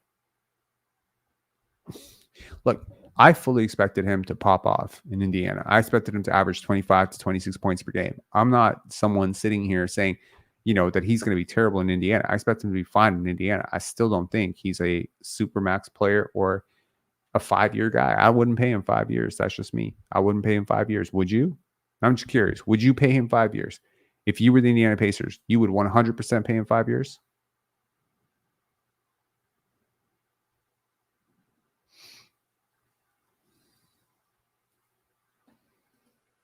Is he a max contract player to you? Yeah, 3-year max. Barely. Like, he's a max contract player because I have a feeling someone's going to psych themselves in to give him a max contract. Right now, in terms of the value he provides on the court, he's closer to a $28 to $30 million player. Sorry, that's just how I see him. Okay. He's not a guy who's 40 million. You know what I mean? When I look around the league and I see guys who are making 40 million, he's not those guys, unless those guys are grossly overpaid. So he could get better. I love what I saw from him defensively today. The problem is this guy hasn't set screens and played defense for so long. Yeah, he's going to pick up a lot of fouls. He fouled out today for a reason. He was also in foul trouble the last game, if I'm not mistaken. So, Alex, you're going to have to scroll back a little bit. I already expressed my thoughts on Quentin Grimes when we played the trade. I think it was around, I want to say the 40-minute mark, probably when I talked about the thing. Pistons cleared cap space for him.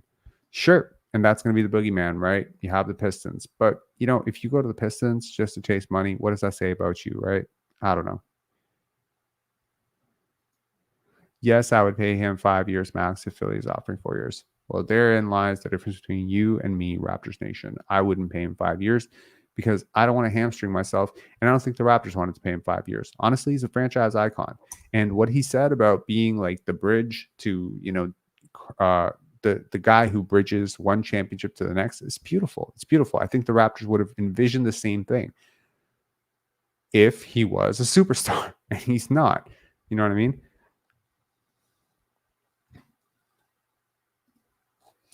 Rob, is Hayward better? Gordon Hayward, is he better than Kevin Huerter? Yeah, probably. But he's older and he's more expensive. It's totally different, and he's more injury prone.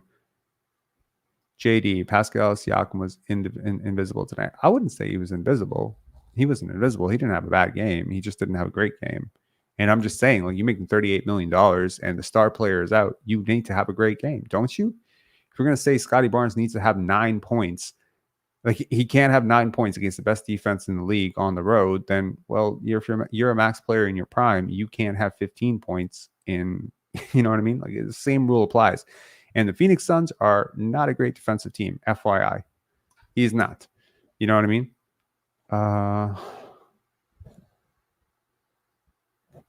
That's funny.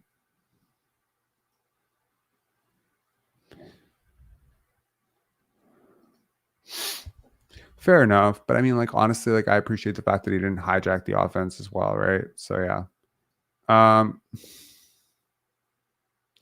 I don't even think he needs to take a discount. I think he just could have taken a 3-year deal, right? If the Raptors offered 3-year max, that's not an insult. But I understand from his side, he was like, you know what, 5-year max, I totally get it. Honestly, if I was his agent, I would have pushed him towards doing the same thing. Makes perfect sense. Anyways, guys, take care, have fun, and subscribe if you're not subscribed. And definitely like this video on your way out. Really appreciate it. Really cool to have 450 people on a Monday morning live at 1:30 in the morning. That's really cool. All right, take care, guys.